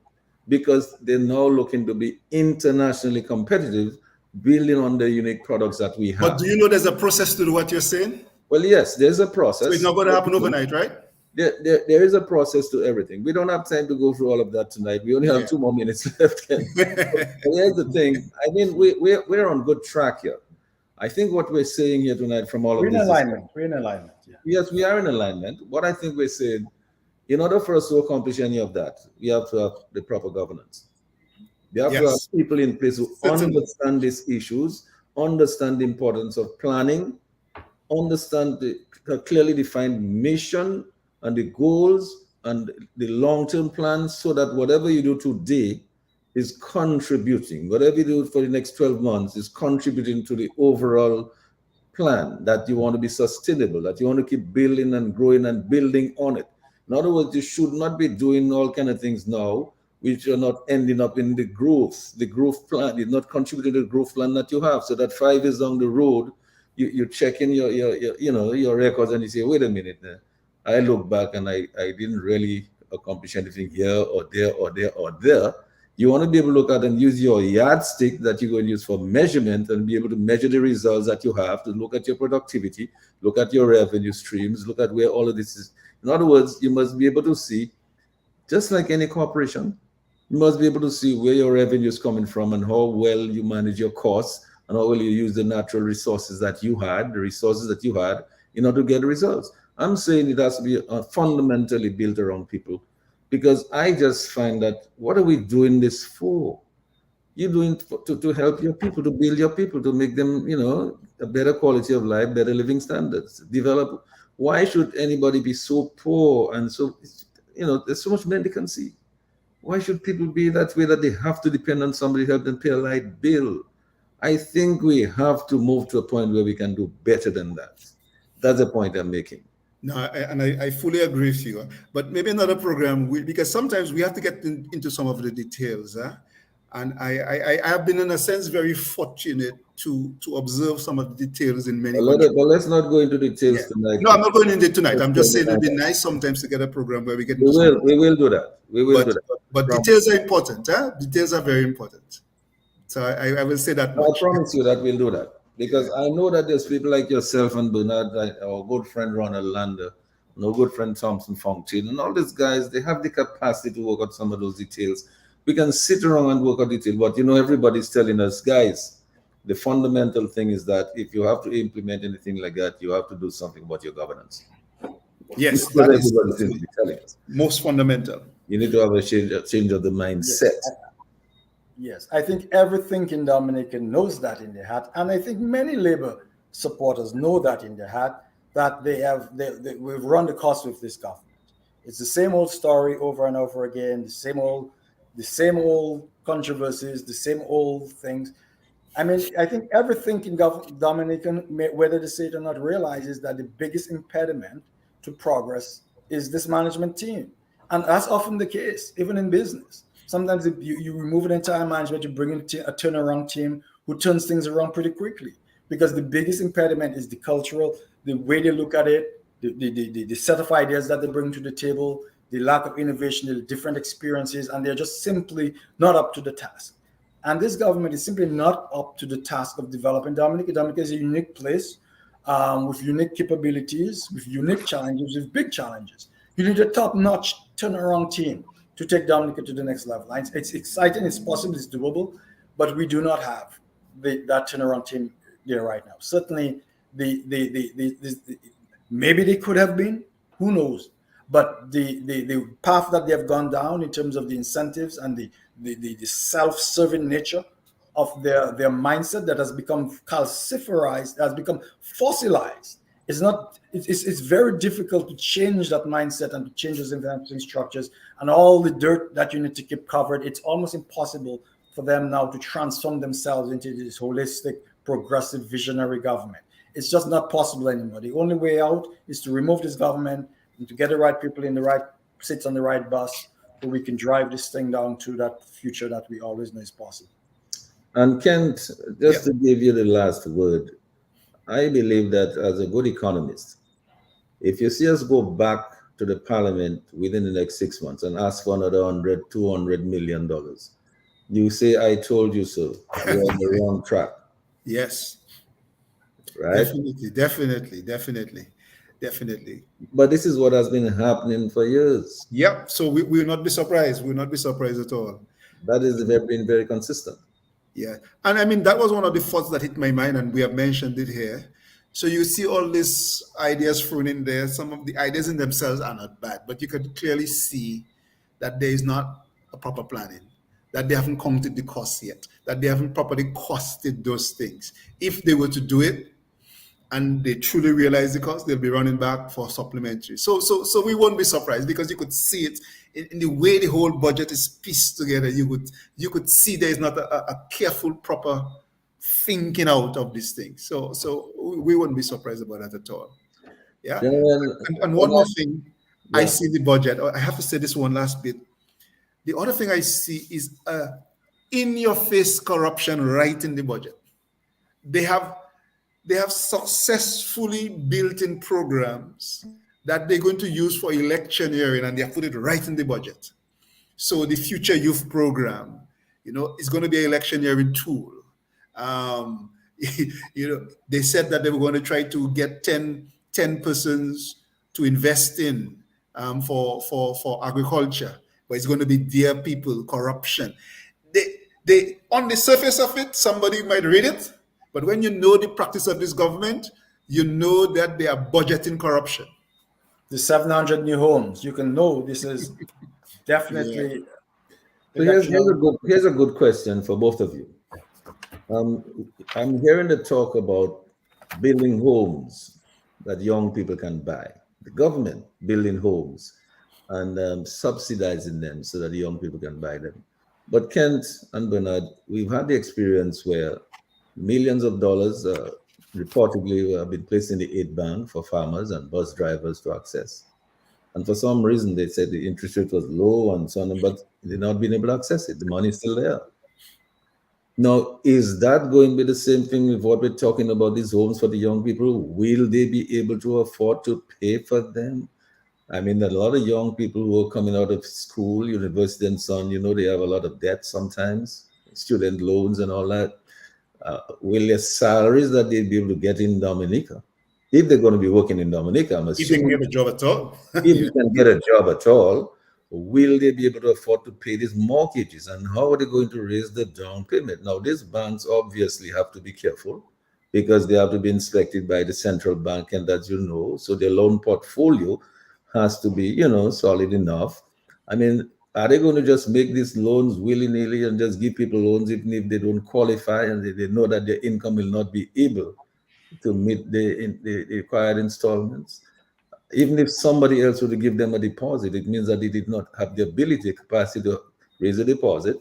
So it means that somebody has to give them a deposit, and then will they be able to? So it seems to me that we have to rethink a lot of those things because it's important for young people to own housing. But I think what is going to be key is that they must have the income to be able to afford it. There's no point telling them you're going to get a house and to ensure that they have the jobs that give them the income to make it affordable for them within their means. Your thoughts on that, Bernard, as we go? Yes, I mean, there are two things wrong with this picture. First off, the 700 jobs are going to be used, as Kent was saying, and we all know, as political handouts, gimmicks, supporters. If there's 700 homes, I'm confident 600 plus homes will go to Labour Party young people supporters, right? That's going to do two things. It's going to disincentivize other young people who are like, why should I work hard? Why should I try to form a small business? Why should I study hard? When I look at this guy who never did anything productive, who never think, all he did was be a Porto laborite, and there he goes, he's got a house. And I have to work hard, kill myself, spend many years, develop a thing. It creates disincentives for hard work, productivity, and for ambition. It really does. And I speak to lots of people who says, boy, this handled things. I get mad about that. I've been working all my life to try to put a nice home together, and this guy goes to support the government, and they're giving him one right next door to me, and it negates all the focused effort that I've put into getting where I am today, and so forth. So these homes are not only not going to be given out right and fairly, they're also going to create bad blood, disincentives, and negativity throughout our society and communities. 700 homes. This is going to create some real bad outcomes, and that's not been talked about. The only thing they're talking about is we're going to build homes. But as I said, we know how this government operates. This is not going to be a fair process. It's going to lead to bad blood, bad outcomes, negativity in the community, so loss of social cohesion. The other thing on these things is that those, instead of creating 700 homes, why the heck doesn't this government take the money and create 700 well-paying jobs? Why doesn't the government take the money? He's getting the cart before the horse. Instead of, is homes the real big problem in Dominica? Everything is homes and structures. No, the problem is sustainable, well-paying jobs that people can be proud of and build their homes, buy their cars on their own. It's not the homes, Mr. Prime Minister. It's the jobs. It's the economic wealth. So why are you putting all this money and all this effort into building 700 homes when you could create 700 21st century jobs that would transform many parts of the island? If you Well, want to do well, that's what you need to do. just to add to what you're saying, for example, if you were to create these 700 jobs, your people really, the jobs are paying so well. These people don't need anybody to build. No, because they will have the capacity to build their own home. Because the important thing is not really to give a man a fish, is to teach him how to fish. Now, if this man can fish and is able to catch enough fish, he'll be all right. So I think it is more important, and we've seen it already. We see it happening in Dominica right now. So many people are graduated and they can't come to the country to get a job, so they migrate, they go back. And so we don't want to keep repeating that. We are losing too much of our human resource to other countries. So it seems to me you're right. The most important thing, as I said, all budgeting and as we are around people. So people is what matter, and you have to ensure that people have the incomes that they can afford to improve their own standard of living and their quality of life. Kent, let's try to, yeah. Yes, indeed. So that's the thing. The thing is, they sometimes also succeed in appealing to people's basic instinct, and that's where we have to reason with our people. So what we were talking about a while ago, they would depend on the fact that, people will say, "Oh, but I don't want me to get a house. Oh, but I don't want my grandmother to get $300." So they focus on these social things that they know people so want. And if somebody else would say, "Do this instead," people will say, No, I want my home." But we really have to get the conversation to our people to make them understand. Ultimately, these things you will have those things, yes, but ultimately what you really want, as Bernard was saying, are the jobs, is a solid economy, the dignity. So we have to appeal to people's minds to drive home these messages. But the truth is, Dominica, we can go places, but not under this government, not with bad governance. And I think the majority of us, I know, the majority of Dominicans understand that already, as I said at the beginning, because the majority of Dominicans who are in Dominica have rejected this government. They have clearly rejected this government. And I think more and more people are understanding what's happening. I've spoken to a couple of laborites who supported the government before, and their eyes are open and they're seeing what's going on. And this government is not going to get their support anymore, because these people are coming out of the party mode and they're beginning to see it's now about the nation, it's now about the country, and they're now going to do the right thing for the country.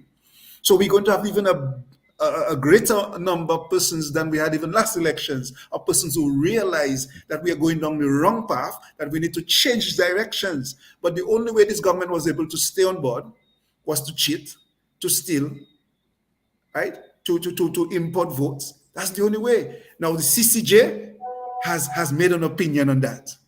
And hopefully the rest of the region will have heard that, and they would realize what's going on in Dominica.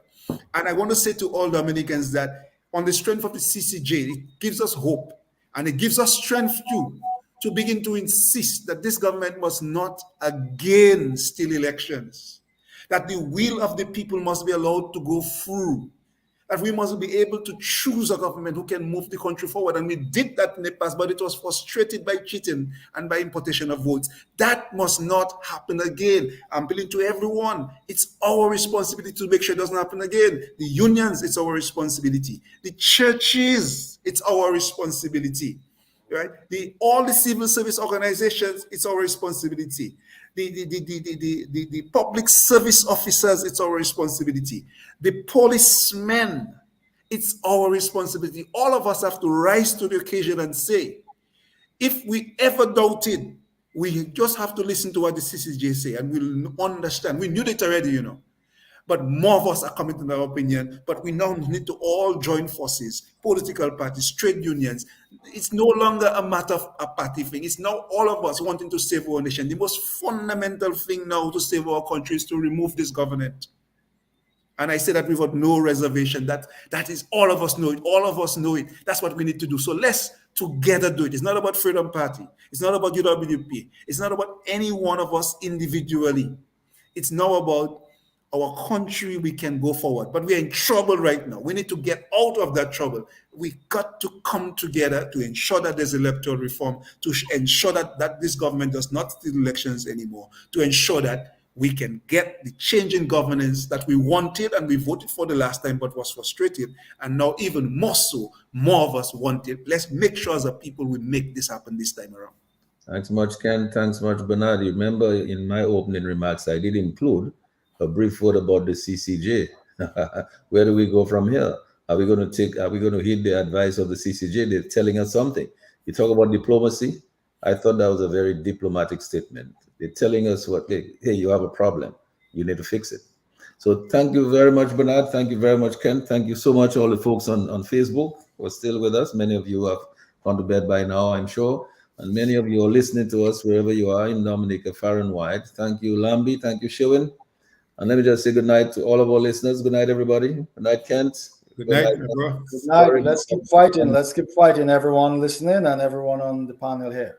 Yes, so I want to apologize for Lennox and Thompson who were not able to make it tonight. Good, very, very, very good reasons. So next time I'm sure we'll have them on board with us. We'll probably have a livelier conversation. Okay, great. Thank you, everybody. Thank you very much. Have a good night. All right, good. Dear Lambi.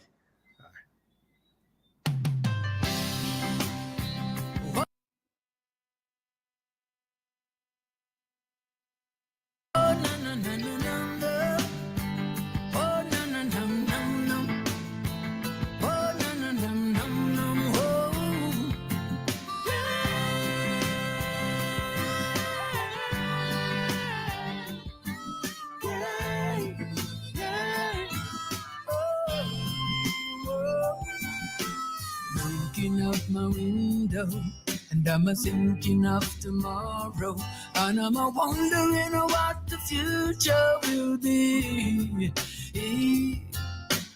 Thinking of the children who are the victims of oppression, beaten down by wars and eaten up by starvation. I'm saying, when there's ugly will be over, and the children can go out and play.